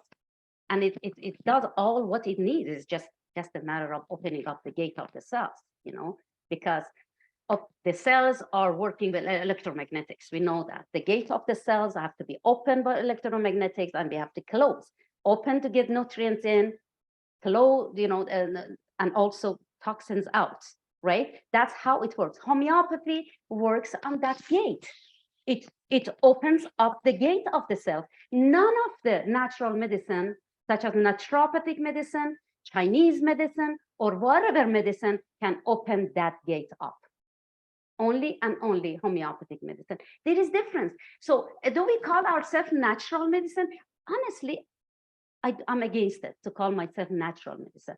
But because it's the perception of the society that we are in a natural domain, we try to bring it. Sometimes I think we have to change the terminology as well. Homeopathy should be just homeopathy. Has nothing to do with, you know, the net. When you go to health food store, there are millions of different vitamins, which I have not taken vitamins for the last 20 years because I know how damaging the extra vitamins can be. People come to me with cancer. The very first thing I stop them is vitamin. And they say, oh, this is the best brand. I say, well, I don't care if it's the best brand. I want to heal your body. Just, you know, try to help me to heal you, to help you heal. I take them from all those nonsense vitamins, minerals, and everything, because homeopathy has tissue salts, the best vitamins for the body. There it is. I was waiting for that. I was waiting for you to come up with the answer, right? To just clean that up, Parveen. Manon, did you want to say a couple of things for maybe a minute or two before we go into the next section? Well, I think this would be a worthwhile topic to explore, you know, in greater detail too. If there is evident deficiency because the soils don't produce, or like, you know, all of that. I mean, I'm not saying let's discuss it now, but I think it's top of mind for a lot of people. You know, what things, and also in this pandemic too, you know, there's been clear studies that people who are deficient in vitamin D have been much more subjected to having the symptoms of this alleged, I don't know what to call it. I mean, actually, you know what? Switzerland just came out saying that it is not to be called a vaccine. They have the ruling with Kennedy Kennedy won against all the pharmaceutical companies that are saying that this is a vaccine. So I think that's good. I think calling it what it is, it's a genetic therapy that is being tested on the human race. I think that becomes more honest. So anyway, we'll see what happens with that. But yes, but vitamin D has been shown. So what do? And you don't have to answer now. I think we should save this. This is a Yeah. great topic. I see, Dr. Menon, because we don't have time too much. I can talk on this vitamin for hours. You know, it's part of I'm my sure. career. But I'm not against of short period of supplementations, 6 weeks or 3 months, not the rest of their lives. What I just mentioned earlier, that people, they come to me with a bag of 20 different vitamins that they have been on it for 20 years. That's what I meant. But supplementations that the body needs for just short period of time. I put my patients sometimes for 6 weeks supplementation as they need, you know, as they require, not a lifetime thing. As they require, because I know, for example, a vegan person needs B12 or something like that to give them until the body is awakened, until the body is activated to make it on its own. For example, we know B12 is made in large intestine. And until then, I say, okay, you can go on this vitamin or whatever and only I give liquid. I never give it in a tablets form, and it's another story to talk about. But for short period of time, when the body is activated, it's activated everywhere because the activation is at the cellular level and all the cells are working in collaboration. So the same thing with intestine. I think we've just had our discussion. B12, then go ahead. Yeah, and also vitamin D, I can talk about it. Hours about vitamin D, and let's do it another time. We're on the same page. Yes, of course, the same page. The only thing, but the perceptions are different, and also the training is different. But I know that Dr. Menon is great homeopath as well. So you know, but there are things that I'm a nutritionist in background, right? For sure, I know supplementation sometimes is required. But as I said, only and only in a short period of time. Excellent. The same thing with the monopolized system. Parveen, I'm going to have to cut you off. Nicely, because I've been told that this is what I need to do with you because you're a wonderful resource and you're amazing. Thank you so much for stopping me. Otherwise, God bless you. Of course. I do not allow you to talk. Absolutely, absolutely. And see, this is the beautiful part of us having a question and answer with the educators a little bit later on, because we can actually work on formulating the next material that we'll have to talk about, because quite frankly, we can get into, you know, certain people like my friend Wei T. Ledhart, which one of his favorite quotes is, you can't supplement yourself out of a bad diet. So at the end of the day, supplements are meant for a very short amount of time for certain things we're missing in our diet. And then later we can even talk about, you know, not just allopathy and homeopathy, but basically the society's way of making us sick in the first place in every way, shape, or form, which is a big setup.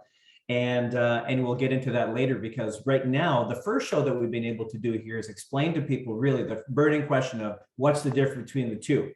Then we're going to get into later on, as this series grows, is really how does this translate into your life? What can you do to better yourself and become a healer in your own life?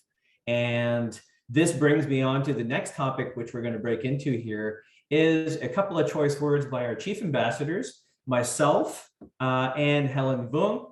I've given Helen the possibility of speaking first because, you know, we haven't heard a lot from Helen here, and let's give her the floor. Let's just say hello so much to our chief ambassador, Helen Vung. Please help educate the people a little bit about what's your personal experience with this subject, Helen. Thank you, Lamont. Thank you, Parveen, Dr. Parveen and Dr. Menon. I've known, you know, these two ladies. You know, I've known Parveen for quite some time. We were colleagues in the homeopathic college. A little bit myself. I myself, I'm a homeopath. I practiced when I graduated in 2004. I had a practice for quite some time.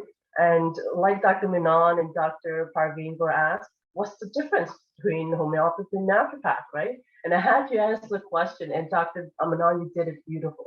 You know, it was very funny. It's like, why do people ask me these questions? It's like, it's mind-boggling, right? There's still a lot of education that people don't know about, the difference between naturopathy and homeopathy. But that itself, again, as Lamont says, we'll discuss that into more little details later on in other topics, right? So I graduated from homeopathy with a diploma And then from there, I've actually learned other healing modalities in the energetic field, like back alignment therapy, which I practice. And then from there, I got my Reiki master. And then the most recently, probably last year or so, I got my a certificate in the quantum bioenergy healing. So I've been practicing a few years here and there. And then this whole thing happens, right? And prior to that, I was also working in a supplement company with clients like Dr. Menon. I've actually never actually had a privilege to talking to her directly at that time, working with the company. However, I learned a lot, and everything that I've done as a homeopath and go naturally with the choice that I was guided to follow. Because when I was younger, when we came to Canada with my parents, we didn't know any better, right? We followed suggestions, what the government gave you, what the doctors told you. So like everybody else, I had a little yellow immunization chart. Once that was all done, I knew automatically that my innate ability was to not get any more shots. As much as other people have other choices, right? So I follow my own body, and I know that my body has the innate ability to heal. Once it's given a chance and opportunity, like distressing yourself, watch your thoughts, that sort of way, how it's done. You don't put yourself in a very anxious mode. And it's true that our gut is the motivator and trigger for a lot of all these ailments that we have, right? So healing the gut is one huge thing, and also taking some of the supplementations as we need, to offset the deficiency that we have. Because as Dr. Menon knows and Dr. Parveen knows, there's not enough minerals in our soil now these days. Like magnesium has been so deficient through history that no one really talks about it. It's very unfortunate, however, this platform itself, I'm very, very grateful for everyone being part of this. We're all going to learn and we're all going to share what we know, to heal ourselves, be our own inner healing and our own inner healer, because we have a capability to do this. We just have to tap into it. And once we tap into it, magic is made. We help, we heal other people. We help other people get that go, aha, that's what they're talking about. Like, oh, I remember that point, or I recall some certain things that happened, and it's bringing them back into alignment what they need to do.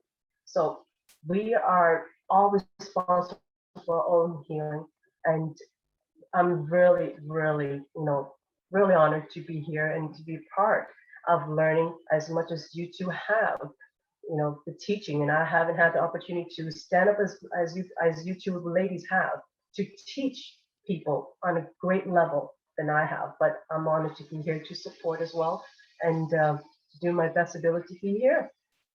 Thank you for your time. Thank you so much, Helen. That was awesome. Thank you. Here we go. Maybe I should unmute myself when I have to. That's the great thing about Helen, I find, is that, she's an information overload, where every day she is constantly educating herself on all the things that we're all a part of, from the kind of modalities and work that Catherine does, Quentin does. I'm not sure what Sharon and Andrew are doing, but it's amazing to see how Helen's been able to, assimilate herself into so many different patterns and modalities that she's what I've used the word as gatekeeper and space holder. In other words, she holds the space. She's always able to be in different places. And you always say, who's that lady in the corner? And she's always just paying attention to what's going on. She's a lady of few words, but the wisdom comes through over and beyond anything I've been able to see out there. So Helen, thank you so much for giving us your wisdom here. You're always super appreciated. So Helen, I will ask you actually to do me a 15-minute timer. Are you okay with that? Okay, cool. Because I have to be watched. I'm like, you think you're bed, Parveen? I can keep on going for hours. Here we go. Helen, stop him at 14 minutes. Oh my, so We love to hear from you, Lamont. you wonderful people, all of you now, get yourself all muted just to make sure no cats or dogs are yelling in the background, serenading me as I speak here today. First, I want to wish and express how honored I am to be the MC and the moderator with such an excellent campaign group as this national healing campaign that we're here with today. The true reach of what we're presenting here right now is such an incredible stanchion of societal history that we're not going to see how this is going to affect us right away. It takes time, months or years ahead of this time. What right now that we're seeing, we've been building for the last 2.5 years, with Parveen and Helen and Quentin and other people that we've been working with. We've been formulating how this is going to look for at least a year now. And here we are. We're going to finally be affecting the right people, looking for the right answers. I've noticed during this talk is that we're talking about this thing that's been happening for the last 2.5 years that will not be spoken of. We can't even call it a vaccine. We can call it an experimental therapy. And just the same way we can't say the pandemic, it's actually a plandemic. It's something that's being created, right? And here we are today looking for the answers, the best way we know how to find the solutions, right? So the connection that's been destroyed by the allopathic, disease-mongering society are becoming more and more evident daily. The more people that are looking to see how they're doing from the allopathic introduction to some of the issues society are seeing, we're seeing them come back daily from the adverse reactionary reporting systems that are out there. So people are starting to ask the right questions. So we're not going to have to do too much flag waving over what we're teaching here today. We don't mention, and we don't need to mention what medical tyranny recently has been able to do to us. Much appreciation to Dr. Parveen and Dr. Manon for this talk today about why we prefer natural healing modalities more than artificial medications. Well, from my own personal standpoint, because I learned a lot from watching my family and friends deal with medication in their lives, I decided that I could learn a lot more from watching how people were functioning in society that actually told me what was going on with them from my listening and being empathic from what they were going through. I didn't need an education to show me that they were having a horrible experience in the allopathic model. First and foremost, I come to this natural healing modality education medium because of its grassroots platform. Essentially, because of my experience in the health and wellness field since 2008, I could see a very necessary intervention needed from the very holistic and homeopathic educated individuals, such as you, Parveen and Manon, that the current system was trying to destroy adamantly.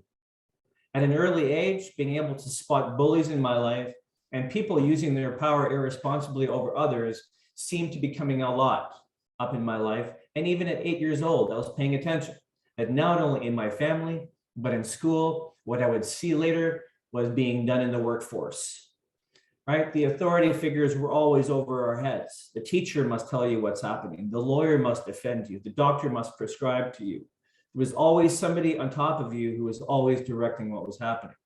I was raised primarily by my mother's side of grandfather and grandmother, or should I say, Mimir and Pipir, because of my French family upbringing. I only paid attention to the deeper lessons from their love once I was able to compare other relationships in my adult life.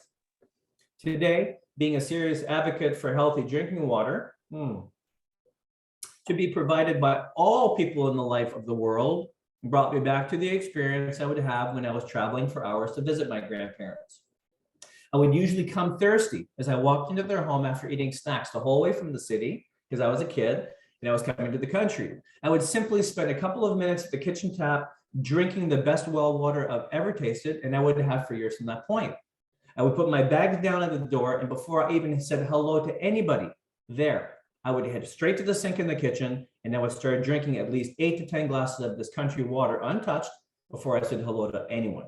I paid a notice to how much fish my grandfather Alvin would consume after he caught it during the week, and how much his skin, his eyes were vibrant, his memory was impeccable. He had 30 jokes on the go all the time, completely racist and not able to be put into any other place in my life. But my grandfather was an old soul and an old school guy who could remember anything that was put towards him. His vitality would diminish as soon as he became too old to fish for himself and his family.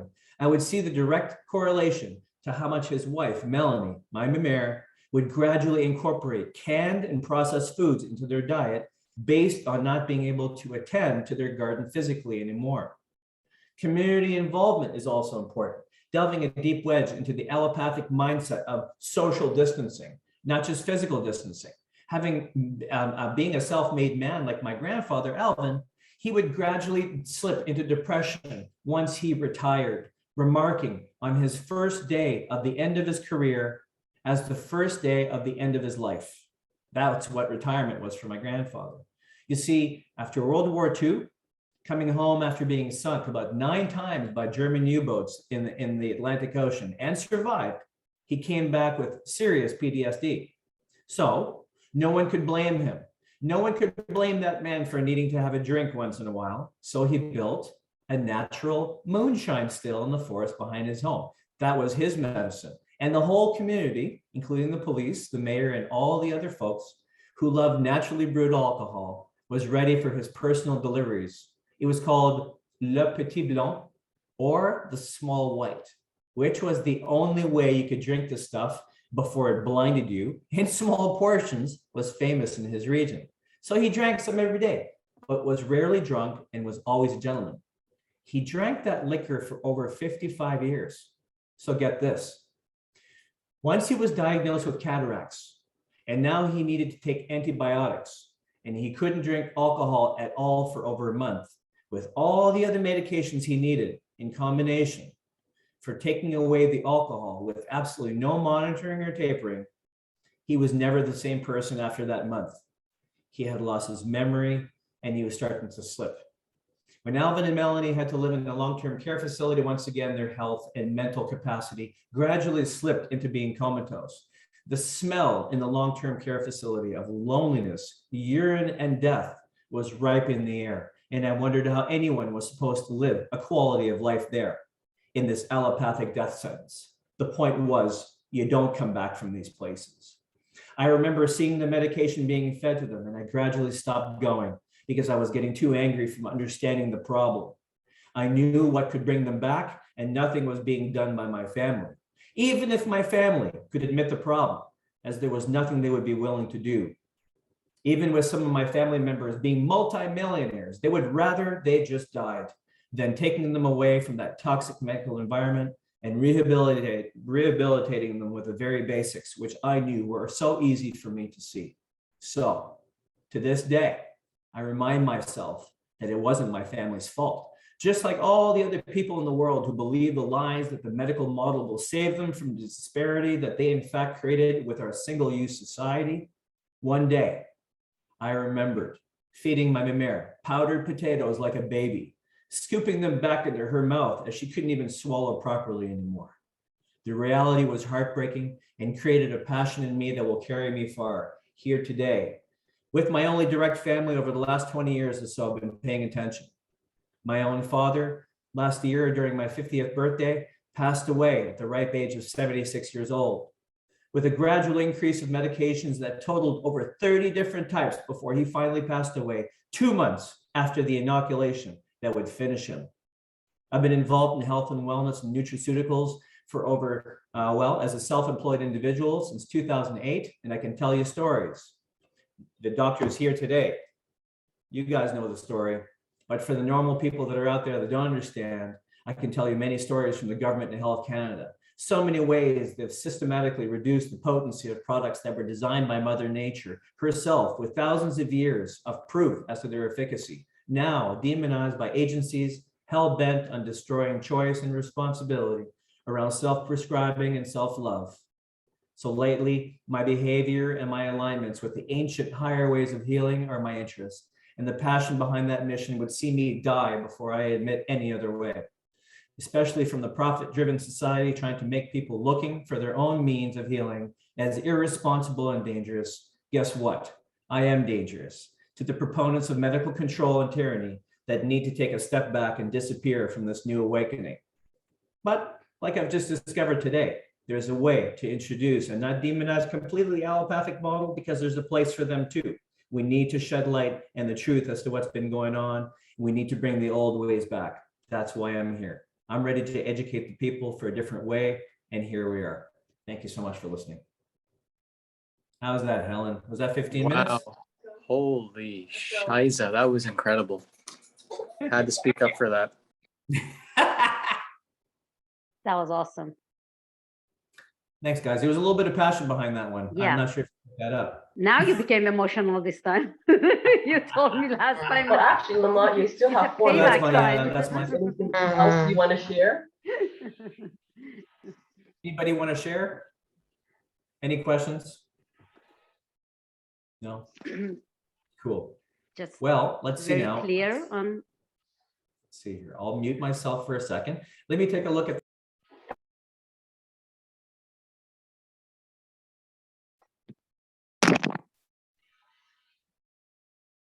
Lamont, You're you're muted. You're muted, Lamont. See what happens? All of a sudden the house has to get funky here and I'm losing it. Okay, so it's 2 o'clock. So now it would be great for us to have a little presentation on our campaign advocates. We have Quentin here, we have Catherine. Catherine now has to leave a little bit later on, not until 3 o'clock, but which one of you would like to have a little couple of words, guys? Would it be all right if you give me just a few moments? Ocean's jumping and she's going to be screaming in a minute. So I'm going to wait for her to get her energy out. The audio won't be very good if I talk right now. Absolutely. So maybe we can have Catherine have a couple of words. How are you there, Catherine? Yes, hello, everybody. Welcome. Oh, goodness. I'm thankful to be here with all of you today. All of the information that every single one of you have shared so far, you know, one of the things that kept running through my head is the imbalance of how the information is being delivered. So to be a part of the Canadian National Health Campaign, you know, all I can say is wow. So to everybody, I'm Catherine Muller. I'm a spiritual mentor and healer, and I'm also the founder of Collective Soul Evolution. Our mission is to evolve humanity's consciousness in holistic health and self-healing, body, spirit, and creative expression. So as I had mentioned earlier, you know, my healing journey began over 6 years ago after the passing of my late husband. Now, prior to that, I had already gone through a number of physical ailments such as nervous breakdowns, anxiety, depression, you know, IBS, you name it, and not really correlating that it had a lot to do with my mindset, with what I was eating, actions not taking, not being in touch to source, any of those things. I just thought, oh, something's wrong and I got to get better. However, when I would go see my family doctor, I would always ask her, I want to get to the root of the problem. Thankfully, my doctor was someone who would listen and say, okay, let's look at these alternatives first. However, if they do not work, then we are going to now go into prescription medication. So at least that I'm thankful for. That being said, you know, the last few years have been such a time of change for so many people, including myself. And really and truly, one of the thoughts that I had was, how do I show up? How do I stand up for the truths,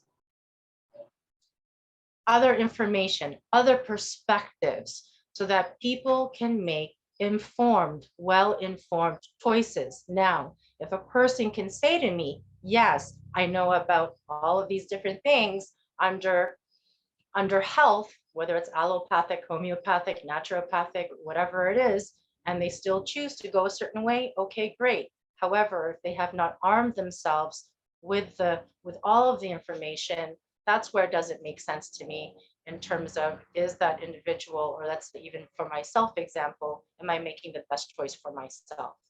So I really want to thank, you know, you, Dr. Parveen, Dr. Manon, Lamont, Helen, you know, Q, and all the participants joining us today, and, you know, in the recording in the future. I am so excited for all that's going to be shared, because I do know that right now, you know, instead of doing things in a way where it perpetuates the same issues or problems or challenges, how then can we educate so people have the right, all of the information, and then can make better choices and decisions for themselves? Because from there, I feel, you know, we're so much more empowered. And when we actually begin to know all of the things that we were not told about or learned or should have learned in school, especially, you know, I'm pretty sure they will see the benefits, all of the benefits. And I will actually say, I didn't really know what the definition of homeopathic medicine was. So I was researching it.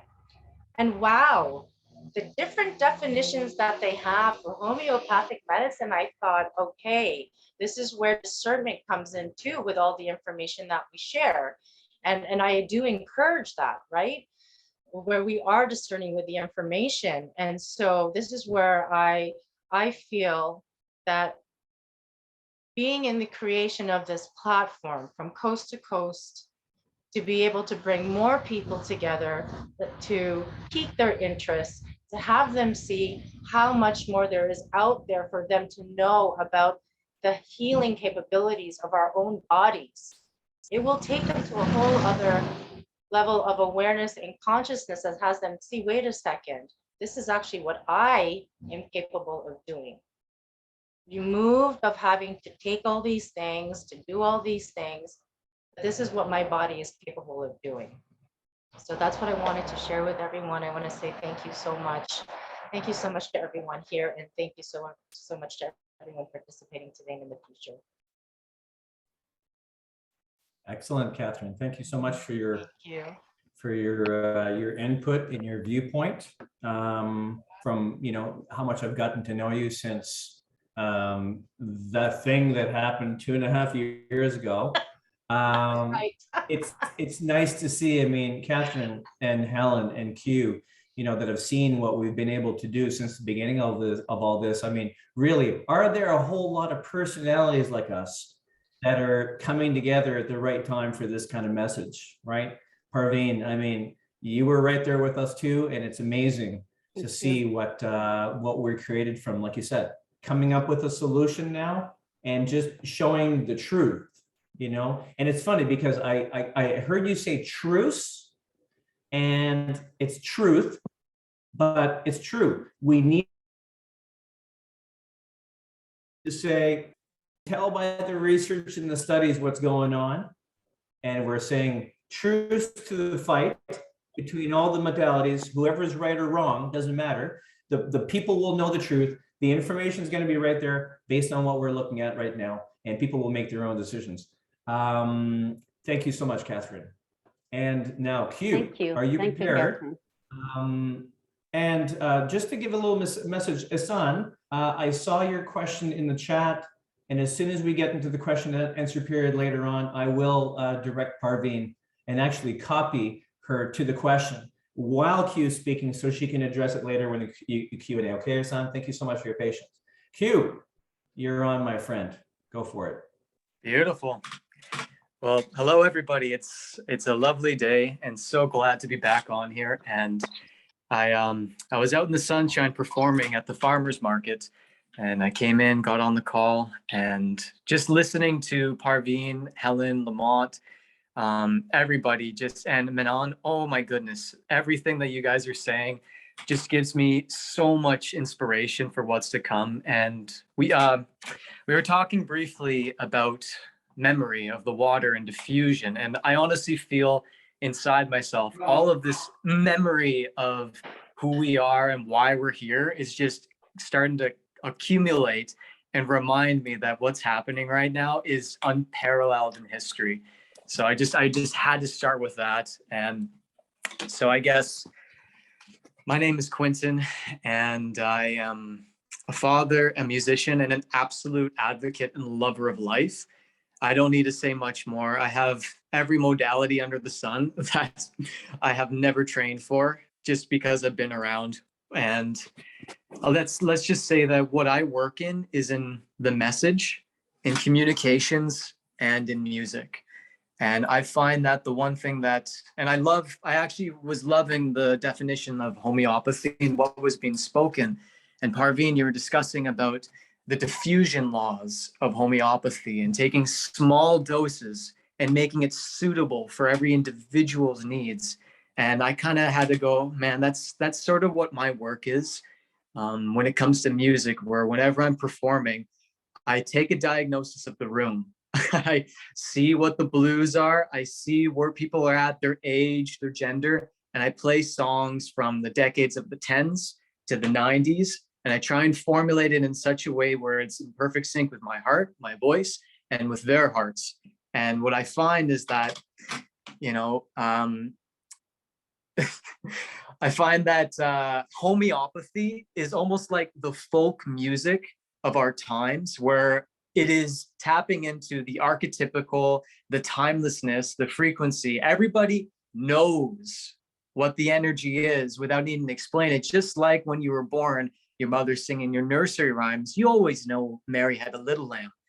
Allopathic medicine, I find, is sort of like the pop auto-tuned culture of music right now, where they take those archetypical songs and melodies, they twist it and they make it commodable so that they can formulate it so that it's the same doses every single time. It's the same beat, it's the same key signature, it's Katy Perry in gold, and everybody will just dance to it artificially as opposed to with your heart and your will. So besides the music and the movements in my life, I've noticed that at a very young age, I would always find myself thrown into very oppositional forces and conversations. And I found that every time I was in the room, I didn't feel like I needed to take a side. I value greatly where we are in the scientific community. I love the ignorance that is coming out of it. And I also love the enlightenment that comes through it. And I feel that because I've had the gift to be in both worlds at the same time, with certain family members kind of guiding me along and, the road, I've, practiced being in circle and trying to find that homeostasis with everybody. And I'm so honored to see that with this short panel we have, everyone that is just such a firecracker in their own right. What you just said, Lamont, is just, I'm still fired up from it. Helen, I don't need to go on anymore, but I won't go on too much longer, but I feel that the balance we're seeking right now is what's needed, and it's been calling to us since birth, and this unity and everything that's coming out of it. I'm lost for words, and all I can say is thank you. And what else is there to say? But you're all amazing and beautiful, and yeah, can't wait to sing for you guys and hold the line together. Hold on. Oh, Thank you, Q. wow. Number one, beautiful. yeah. I have never seen you be searching for words, and you are not a man of few words. And the fact that you can't find the words shows me how awe-inspired you are, and that warms my heart like I can't explain. Definitely. Thank you, my man. And anybody who knows Q can understand that when I met that young man back in the day, I instantly knew, how am I going to smuggle him away and steal him into my, I didn't even have, let's just say this, when I met Q, I didn't know I wanted to start a cult. But when I met Q, I said, I have to actually start a cult and make all the things we learn based on not drinking the funny Kool-Aid, but everything to do with showing, and cult aside, just kidding, guys, but a young person like you being so open-minded after many decades of, like you said, and you haven't gotten into it too much, Q, is a little bit of indoctrination from family that thought they knew better than the rest of the world. And you were thrown at that at a very young age. And I think now, even when I first met you, you said to me, and I agreed with you that, you know what, those things kind of taught you how to open up those oppositional forces in the world and be okay with the discussion at a very early age, so that when you're in those parties and stuff, and you know, you've got the young hormones and everybody's fighting about what they know better, and this sports score is more important than this guy, and this music's better than that, you've always had the ability of being able to just be the balanced guy that's like, oh, I see your point, and kind of, you know. So thank you guys for being all these geniuses that are in my life right now. I'm really, really pleased to hear it. All right. Thank Beautiful. you. Can I make Now- a comment on Q? Sure. Wow, Q, thank you so much. You know, I convinced you to be here, right? I Convincing was know. not needed. Yeah, I know. You know, as I explained it before, and we had meetings before, like homeopathy and music, they are a non-physical medicine, both of them. They are non-physical medicines, and they both actually, we can call them enlightenment medicine. So definitely there is a difference between this system of medicine and the other system of medicine. That's why music and homeopathy and medicine, it's complementing each other at all times. As I explained it in one of the meetings when I went to Dr. Hennemann's clinic in Germany in 2009, and it actually, he has a castle, like he lived in a castle, but one part of the house was his clinic. So the very first thing that I observed was his big, huge piano. And then I asked the tour guide, and I said, what the piano is here in that Dr. Hennemann's clinic? He said, Dr. Hennemann never started case taking before he's playing a piece of music for the patients, because he believed that he has to bring harmony in his mind and emotions before he's taking them the case. Since then, honestly, and then he started playing it a little bit of a piece of like classic music. Honestly, I started crying. I said, yeah, they didn't teach us at the school, you know, and things that we learned through our journey.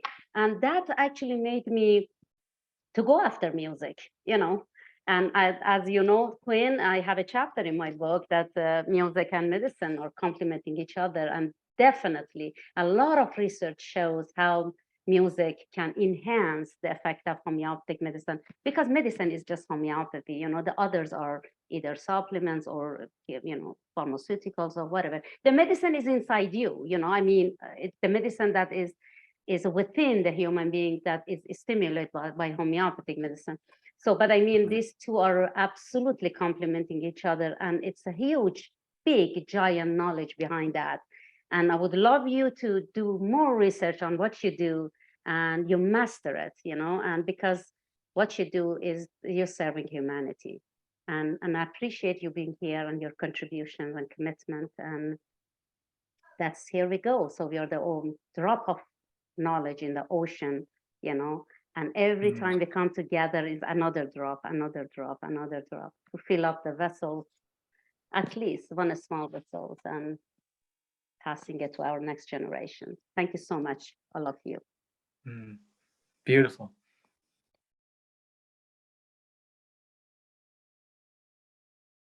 Lamont, unmute yourself, Lamont. Oh, Thank you. yeah. I was just talking about how to mute Quentin while I was still muted, so it's absolutely perfect. The mirror in this show is absolutely awesome.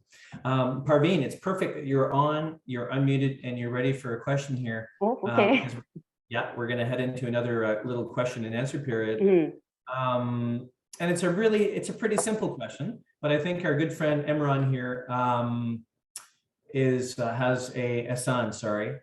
a question for you here that shouldn't be too hard to answer. How can we encourage, educate people to avoid suppression and welcome the natural way the energy and inner healing, healing energy as to promote homeopathy. How do you think we could do that? I don't know. But that's why we are here. That's the whole purpose of this platform, is to exactly answer this question to people, because I don't know if Mr. Hassan is, Ehsan or Dr. Ehsan is hearing us, but unfortunately, this is a challenge that we're facing with all societies around the world, because the whole globe, the medical system around the world is being monopolized by one system of medicine, which is completely unnatural, inhuman, and unscientific. So now with the smaller group of us, like us around the world, we're trying to, convince people that this system of medicine for the past 120 years that has been imposed to humanity, say, this is not good for you. It's not going to be that easy. It's not going to be that fast. So that's why we established this kind of platforms to bring it to people. And the reason, Mr. Hassan, I don't know which country you are, but I mean, it was, we are in Canada, and it was actually shocking one way, and very sad also to see the compliance from Canadian to the monopolized system. That compliance actually shocked me. I never said not everybody is going to go for it, but 92% of Canadians, they said yes to comply. So this is very sad one way, and it's a challenging and hard to bring the truth to people. As I always say, believing lies is very easy, and people are prone to believe in lies much faster than the truth. Truth is always hidden, is always hard to reveal it. But as I always say, truth always prevails. So, but with the help of all of us, we are bringing the truth out. We have been fighting for this truth. Me, Lamont, Helen, Catherine, Dr. Menon, all of us for the past, how long? 28 months, 2.5 years. We were out there, we were vocal, we tried to bring truth, but did we get the result that we were looking for? No. Still people who watched us, still people who listened to us, they went for the shot. So this is not an easy thing to do, but it's always, but it's not impossible. It's always possible, because we see that people are awakening to the truth. People are coming to understand, they're waking up to the truth. That's the only solution to wake up to the truth. The truth is not homeopathy. The truth is what happened to them, what they're looking for, what was the whole plan behind all that. That's the truth. And then definitely is our job to make them understand what is about homeopathy. Homeopathy is a whole different philosophy, completely philosophy from, like yours, like, versus another philosophy, the anti-something, antibiotics, antiviral, anti-inflammatory, anti-this and anti-that. It's completely two different worlds. Let's people wake up. My answer to Ehsan is, you as somebody who's committed and have faith to whatever you do, to the modality, first start awakening people around you. Start from your family, your community, your people in societies. So one person can be 10, multiply to 10. Start doing that. Then, because we can't just jump into the conclusion, just say, that's my answer. Like even last night, I had a speech for, people, that Tom was one of them, right? And I did not jump into conclusion. And the other people that, they are my patients, among them, they started saying she's a homeopath. But I didn't jump. I started talking about what's happening to them and what's the whole philosophy and purpose behind what's going on the last 2.5 years. It's the manifestation of the 120 years destruction. So this is not easy to completely convince everybody. But as I said, we start with one person, family, community, cities. Oh, that's how it works. It has a ripple effect, right? So, but it will take that on. It will take that on, Parveen, because I'm sure you can agree that the recent behavior of the medical professionals, like you said, some of them have actually done the experimental inoculation. Some of them have actually done that. We've seen up to 18 doctors here in Ontario. So it's not, and this is what shocked me, because I believed them to understand what they were doing to other people, but they must not have understood completely, because I used to be a salesman and I understood that when I told the doctor something that was in this product, he or she would believe what I was telling them, because they didn't have time. Because of the medical system having them, fill out so much paperwork now, having to hire extra staff to document everything that was going on, a 24-hour reporting basis to the societies and to the government, was that these people did not have time to educate themselves, and they also lost the connection. It's not just about drugs. The doctors used to actually hold the hand of the patient back in the day. Even though they had a cigarette in their mouth talking about what was going on, at least the doctors communicated to them with their heart and understood the problem that was going on with each person, instead of just automatically writing them a script for a drug, you see? And now the nurses, in my opinion, from me being in the medical field for almost 20 years, is that the nurses then took on the role of healing the patient more than the doctors. Because the nurse then had the chance to now wrap the wound, disinfect the wound, give them some instructions as to what's going on, help them understand how to eat properly, wash this, wash that. So the nurses took on that role. Now, I just want to also let you know, Parveen, Ihsan Ullah, the gentleman here, is a homeopathic practitioner from Pakistan, actually. Oh, okay. Welcome.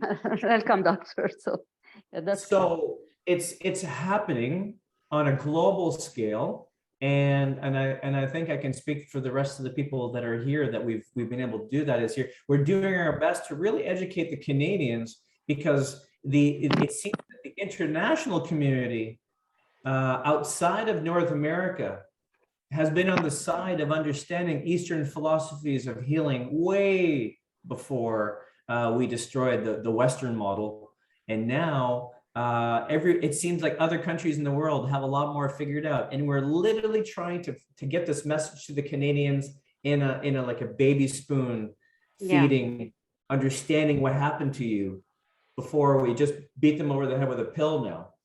exactly. I have a quick comment to make on this too. Let me know if you can see this picture. Yes. Yes, Yeah. Okay. What is it? a car So- and yeah. So it says the doctor makes his rounds. More doctors smoke Camels cigarettes than any other cigarettes, right? And then they talk about the T-zone, that it's healthy for your T-zone. Anyway, I picked this up ages ago. But I did want to so I agree with the point that, I think Canada is behind figuring out for everything. Midwifery, everything was slow, and that was part of my thesis when I was looking at law. Is it the laws? Is it the people? What's going on?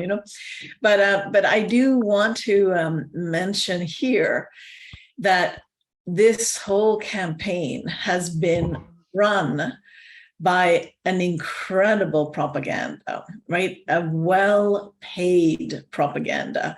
And at Yale University, they've profiled 11 different profiles of people to be able to sell their stuff. So in Canada, the one that they predominantly used in all communications is "we're in it together."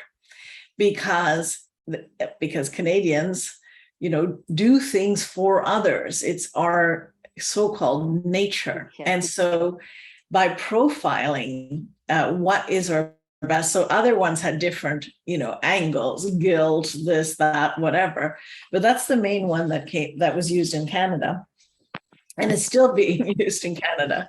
And the other thing is that when you have a decision to give $650 million to state-run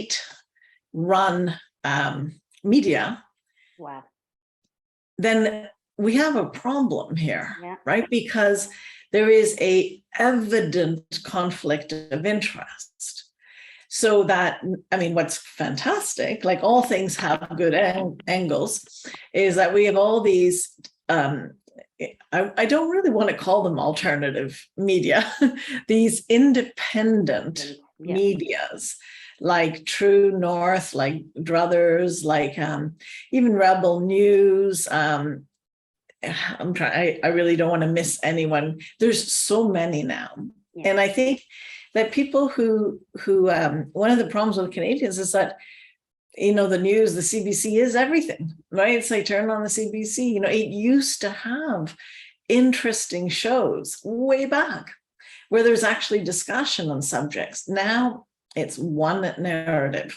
So, one thing people can do is look at American news. There's people like Tucker Carlson, who he did a funny thing this morning. I just saw it before getting up. It may not have been of today, but I saw it today. It's this week, about how we can talk about this now, and it was a joke on blame it on Trump and then you can talk about it, because that's allowed. There's a narrative in the States too, but it's a fantastic way for Canadians to get news, is look at what's happening there. Because in the parliamentary sort of debates, it's talked about, what's his name, Johnson, like I'm starting to know these people a little bit because they've been outspoken. They've allowed people who are injured to speak. They've created a platform that can't be hidden anymore. And I think, this movement here creates that. Again, it's another voice that is not receiving, like so many companies received $60,000. If they would just stand for the promotion of an experiment, and that is, to me, whatever, it's run by money, but ultimately we as people need to realize that. And a lot of people don't realize who's paying for what. We've got to look at the money trail. It's impossible not to do that anymore. Anyway, I could go on, so I'm going to be quiet. But just saying. Helen, you have your hand up there. Oh, you have your hand up. Yeah, go for it. Okay, I just unmuted myself. Yeah. Going back to what you say, Parveen, with these vaccinations or bioweapons, we call it, because they've been made that way. Right? It's eugenics, as we know. We may as well also be honest with this as well. It's eugenics, and its work has been circling, tried over and over again, and we're in another cycle. Now, this cycle needs to stop, and this is why we're doing this. And going back to you, for a lot of people lining up, it's free will, right? However they want to learn, they learn themselves, and they step up to whatever they find that and they feel is right for them, regardless of what we say, because we know within our own knowing that this is wrong. Because as we know, right, we're coming together because this is a spiritual war. It's beyond, and this is where people need to really tap into themselves. This is where the inner work has to come, because there's so much bullying out there. There's so much fear mongering that we've been taught to be fearful, taught to follow rules according to our government, our doctors, everybody else who's underneath the rainbow of what they're being paid to do, so that we're being misled. And that's why we have to go inward and do our own work, get rid of our own shadows. It's the shadow work that we have to really touch upon. And in order to do that, we shed veils over our eyes and see the truth for what is truly happening. Whatever the truth is for you and for I may be different. However, if we believe in this bigger picture in regards to what they're doing, and we're aiming for the same thing, then we're on a good focus in that kind of point, right? But we have to do it in the work, though. That's what it's all coming down. And we've known this, for 2.5 years. I sort of knew this before this whole thing just blew up in front of us. We didn't know what to do, but we were in training for all of this, and we didn't know this at all. So that's why we're coming together, like minds, like energies, like vibrations, attracting each other. I saw the video that was shared last year. So you will find your tribe, your soul family. This is who we are. Fun times. True that. Thank you, Helen. You're right. And just I was commenting with C.H.N.C in the back room too, that the world is under a veil of tyranny, and it's taking for us to wake up. And this room will grow. The message will get out there. More people will talk about this from a uniquely Canadian perspective, because you're right, Mano. The propaganda arm that works on the people here is follow what your neighbors do, do what your family does, or you'll be ostracized. So yeah, we do things for others, because if you don't, then you're the one that doesn't look normal. You will be bullied, and you'll be left out of the equation by your family, by your workers and stuff like that. So it used to be more, I think, just the same way the doctors actually used to have more of a heart to their patients, was we used to have more connection with our community because we cared. The connection we have to our community here is, if I don't help them, I better help them, because then their eyesight will be looking under what I'm doing, and I want to keep what I do in my life secret. So as long as I do what everybody else is doing, nobody will notice that I'm different. And those days are opening up. The truths are coming out, and the true heroes in my world now are the people that live fearlessly and openly, no matter what the repercussions, because we've kept everything suppressed for long enough. And now I think as long as we have a good heart, nothing's off the table when it comes to discussion, right? Now, we do have a certain amount of time that we can open up the discussion to our viewers here today. C.H.N.C, has done very well at speaking from behind the scenes, and have been able to convey the message to the rest of us. We haven't heard from Deborah McKay, who's here with us today. So I would like to open it up. There may be a language barrier, I'm not sure. C.H.N.C, if you're able to have a couple of words that you want to have some questions to who's here today, or Deborah, whichever one of you would like to have a couple of words, just raise your hand. And from what we discuss here, we can always take a break for a minute and address your questions and include you with what's going on here. But ultimately, there must be a way for us to send the recording of today to you, and also let you know what we will be doing in the future. This was our introductory show today, and I can already feel that the initial energy that it took for us to do this flows really well, flows really good. And I'm really, really excited to moving forward with the rest of the subjects that will be coming up, because, this stuff has been brewing in my head for a long time, since 2008. And even since 2012, I incorporated my business, which was called Mantra World Service Corporation. And really the whole premise was to find good men in the world that wanted to be protectors again, because the same system that's putting us down in the suppression of our own healing modalities have been able to destroy the relationship between men and women. And my goal was to bring the men together to connect them with all the healing modalities, spiritual wise and food wise, in every way, to help society get to this point right here. And of course, the agenda keeps us busy, and here we are today. So it's always perfect timing. Catherine, you're taking off for the day. You can unmute yourself if you want. Say goodbye to everybody. Thank you, Catherine. Thank you Yes, so thank much, you. Catherine. Thank you so much, everyone. I look forward to the next one. Yes, Thank yes. you, Catherine. Thank you. Take I'm care. just plugging that for, Yeah. Okay, See you. bye, See you. everybody. Bye. Thank you. Bye. Bye. See you. Bye-bye. Talk soon. Bye. Lamont, can I make a comment in regards to previous question from C.H.N.C? Yes. Yeah, now I know he's a homeopath from Pakistan. First of all, homeopathy is huge in Pakistan. In Pakistan. It's big. So, and second of all, even though the whole medical system is being monopolized by, one mainstream, and they did not give homeopathy the piece of pie, we got it back anyways. And maybe Canada was late compared to Pakistan, but Pakistan got it much, much, much sooner. I have a lot of colleagues in Pakistan that I'm in touch with them.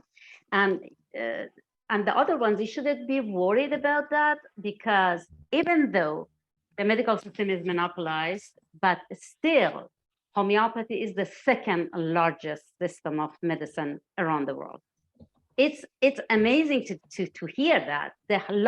It's the second largest, means it, the whole Europe, people choosing. In Pakistan, in Middle East, people choosing. Canada is the latest, actually. And that's why our fight started in Canada 30 years ago. We were frontliners. We fought for homeopathy and we kept it alive. So actually the hard part is in our shoulder, not on C.H.N.C in Pakistan's shoulder, because people in Pakistan actually approved of it much, much, much sooner than Canada. The hard part is it's this side. But again, I am not worried, because it's the second largest system of medicine. There are 9,000. When I became a homeopath, there were about, I don't know, maybe 20,000 homeopathic remedies or medicine had DIN number from Health Canada. Now it's down to less than 9,000, but we are still functioning. Like more than half of it is been it's been discontinued, because the homeopathic medicine in Canada has to be approved by Health Canada and has to have DIN number. It means completely federally approved, provincially approved. But in Pakistan, for example, as I heard from my other colleagues, they don't have to go through all these challenges. And that's why it's much easier for C.H.N.C to convince people with homeopathy than us as Canadians. So that's something that I wanted to add to my previous talk.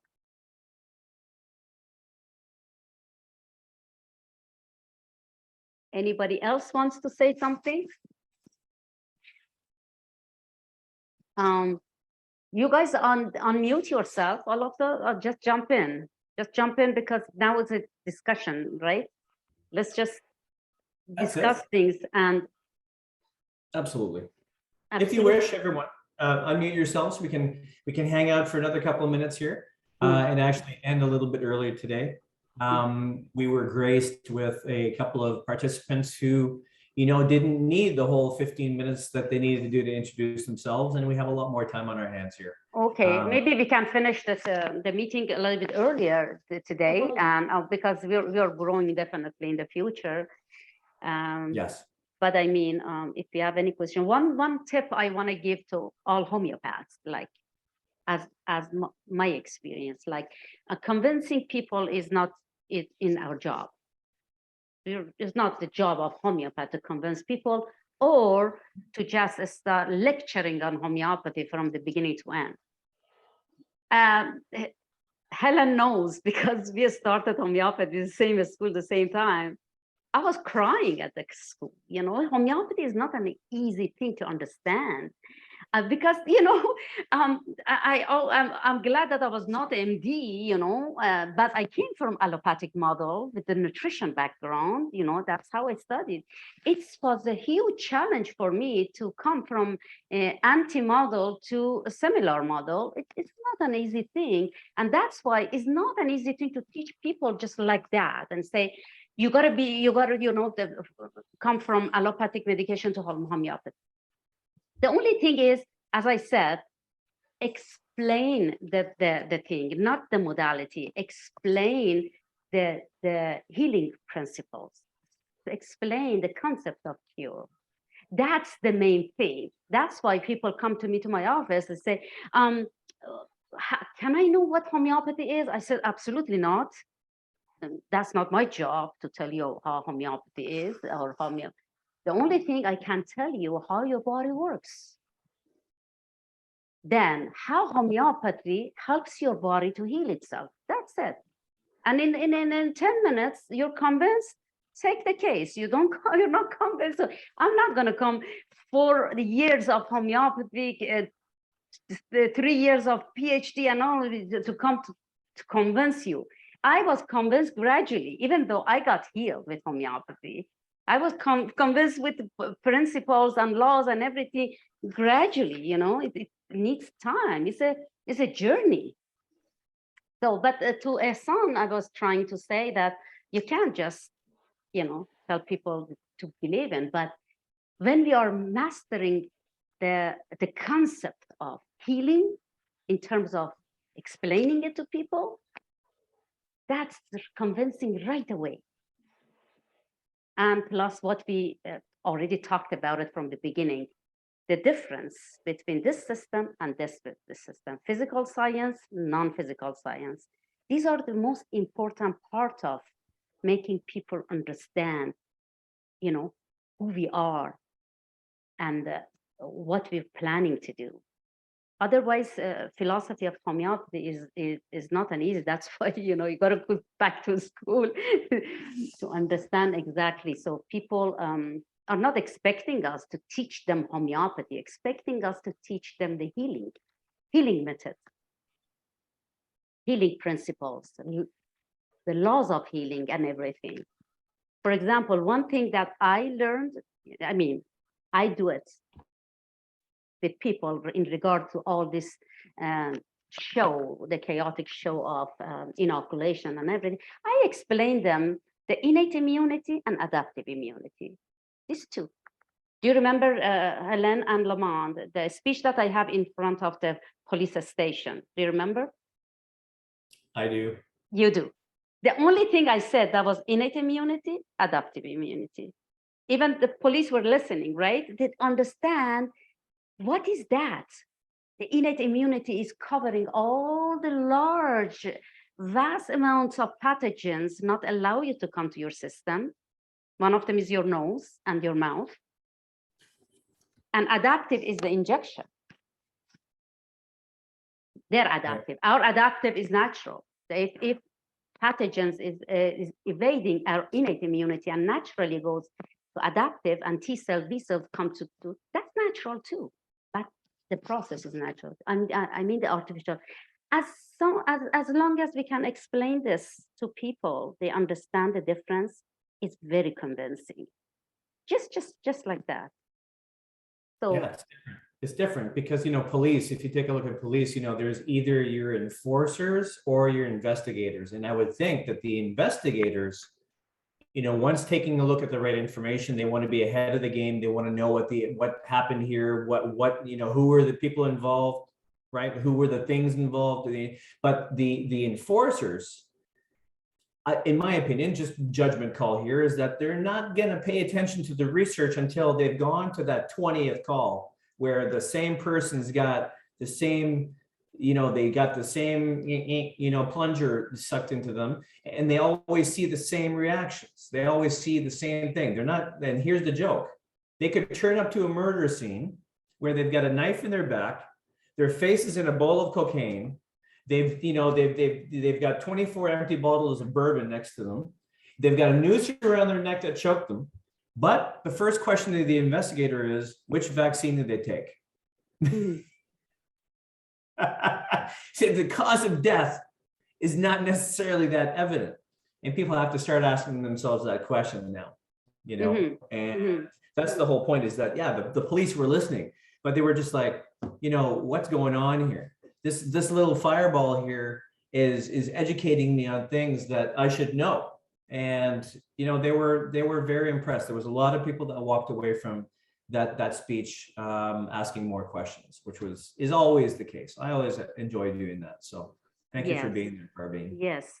Thank you, Helen, that for your contribution to humanity, for doing this the past 2.5 years. You know, it's huge. You know, you have done a great job, and I'm proud of you. And That's why we're here now, teamed up. Dr. Menon. So Dr. Menon is, look what Yes. she's going through, Yeah. and we are a team of convinced practitioners that we have to help our people to understand. And I'm not expecting anything soon, but I see it's evolving. I see things are evolving, and that's why they need voice like us.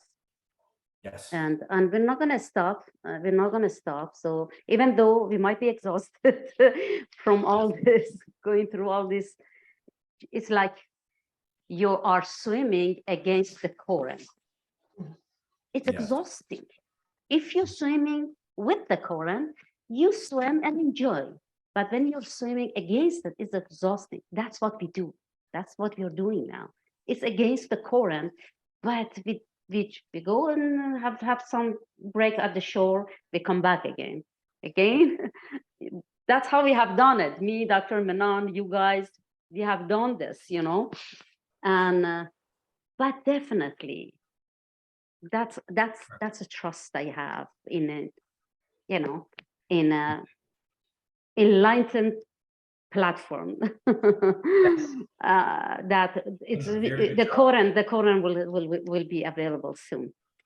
Yes, we really appreciate, you staying on top of us about this, Parveen, because in a busy world, this was a subject that, I knew that we needed to address, but wasn't comfortable. But like you said, for the last 2.5 years, we haven't been comfortable, but the greatest things come from that. And the relationship we built is key here. And so having said that, another one of the relationships that were unplanned and absolutely a gift is meeting Dr. Manel also. And Manel, I'd like to offer you the closing remarks for the show, if that's okay. While we wrap up here today, we refresh ourselves for the next round and say thank you. Yeah. Okay, well, being a newcomer here, I want to say that I'm really honored and thrilled to be part of another movement. Basically, I am in so many movements, to tell you the truth. But I hold very dearly the solutions, the education that is necessary, and of course homeopathy, because it is a healing modality that is instrumental. So I just want to say that outright, and it's one that I have used for 30 years with remarkable results. Anyway, so I do want to thank Dr. Parvin, and I'm going to read everyone's names, because names is definitely, one day I'll have a remedy for remembering names, but I haven't found it yet. I think it's called overload and stress, but that's okay. Lamont as well, Helen, and all the people who participated before, as well as our guests, Deborah and Esson, I think I'm pronouncing it more or less correct, and everyone else who is watching and will get this information. So I think in the future, I can see from this meeting already, we have questions that we're going to address. Now, Parvin has a whole list of things that we will be covering, and whether it's on the list or not, I think nutrition will become one of them. The whole idea of vitamins and how do you use them, I think that's going to be an important one. And what was the other? Tissue salts, I thought too, if that hasn't been covered, we would talk about this. And I myself will be talking about Bowen therapy, because I use homeopathy and Bowen therapy. And just a few words on that. I don't use them at the same time because I'm a purist to all degrees. But I use Bowen because it's another way of tapping in to the natural innate healing capacity. And it does actually follow Hahnemann's principles when you observe the healing. So I I fell in love with it and then adapted it and continued working with my work on trauma to help people with that. So I definitely will be sharing on that. And I invite everyone in the comments, to contact the organization C.N.C. And you see, it's the Canadian National, is it? Healing, and what's the C for? Committee. Health Campaign. campaign. Health campaign. Oh, there you go. Just to see. Anyway, that you're allowed to be That was yourself. cute.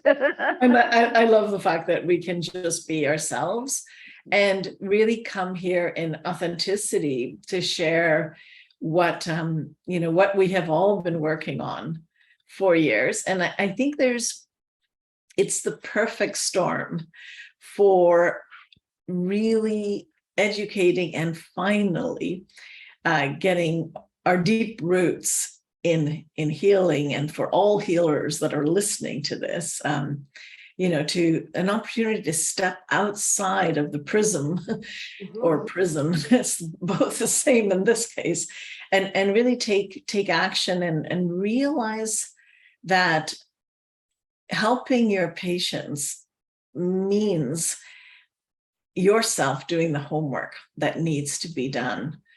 And, I think we were far more science-based before, when you question things, when you have debate, and we need to go back to that.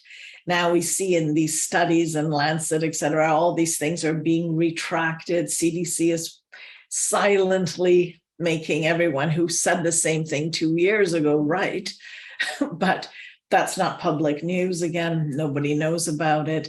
So I think we are holding the truth, and there is not the science. Science is in evolution, and I feel like, we have to stay very open and also very rooted in the truth that we have seen, at least for both Parvin and I, and I think Helen, you're also doing homeopathy. Anyone who's actually in practice sees it by the results that they're getting. Yeah. And I think we need to honor that part. We don't always understand all aspects, but that's okay. We don't need to understand everything. We just have to be truthful with what we see and encourage people to look into things that they may not have heard of. And I just want one other, I think I've said thank you to everyone, and I encourage everyone to continue to join us in a couple of weeks, and we'll get probably a landing page or something that people know where to go in time so that they can register. So, we are learning and we're working collaboratively to make things happen.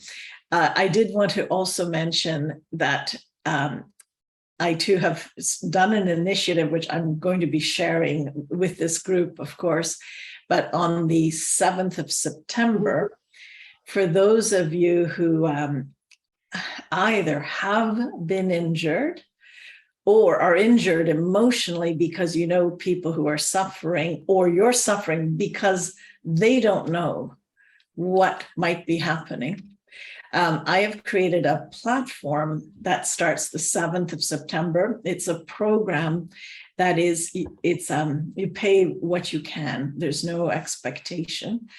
It's the same program I ran for people with chronic diseases that needed to do inner work to understand how to take charge of their health. So it's a program that's been running for other things, but I'm now doing the first time for people who have this particular issue, because there's really little space for them to come and explore this part. So I can give the link here. I'm sure Parvin will share it too, but I'll put it in the chat, and it's under my Bowen College, where we're working collaboratively. So it's bowencollege.com/injured and the number 2. So just put injured 2, and then it'll give you plenty of information there. And then I'm happy to share any of all of that on this platform as well. So there we go. I think that's it. For, like, all I can think of. Please help me if there's anything else missing. Your brain power finished. Your brains are now out of information. Thank you. Yeah, that was great. so That was much. awesome, Dr. Manon. Thank you so much. It's Well, there you have it. So thank you so much, especially Dr. Parveen, Dr. Manon, Helen, Hassan, Deborah, Quentin, Catherine, Tom, whoever was a part of what we were doing here today. Is an absolute pleasure and is a gift for us all to come together at this time in history. We are on the right side of history. We will prevail. We will resist. We will not comply. And ultimately, we will be free to choose the healing modalities that we wish in our lives as humans. So thank you for being here. Love you.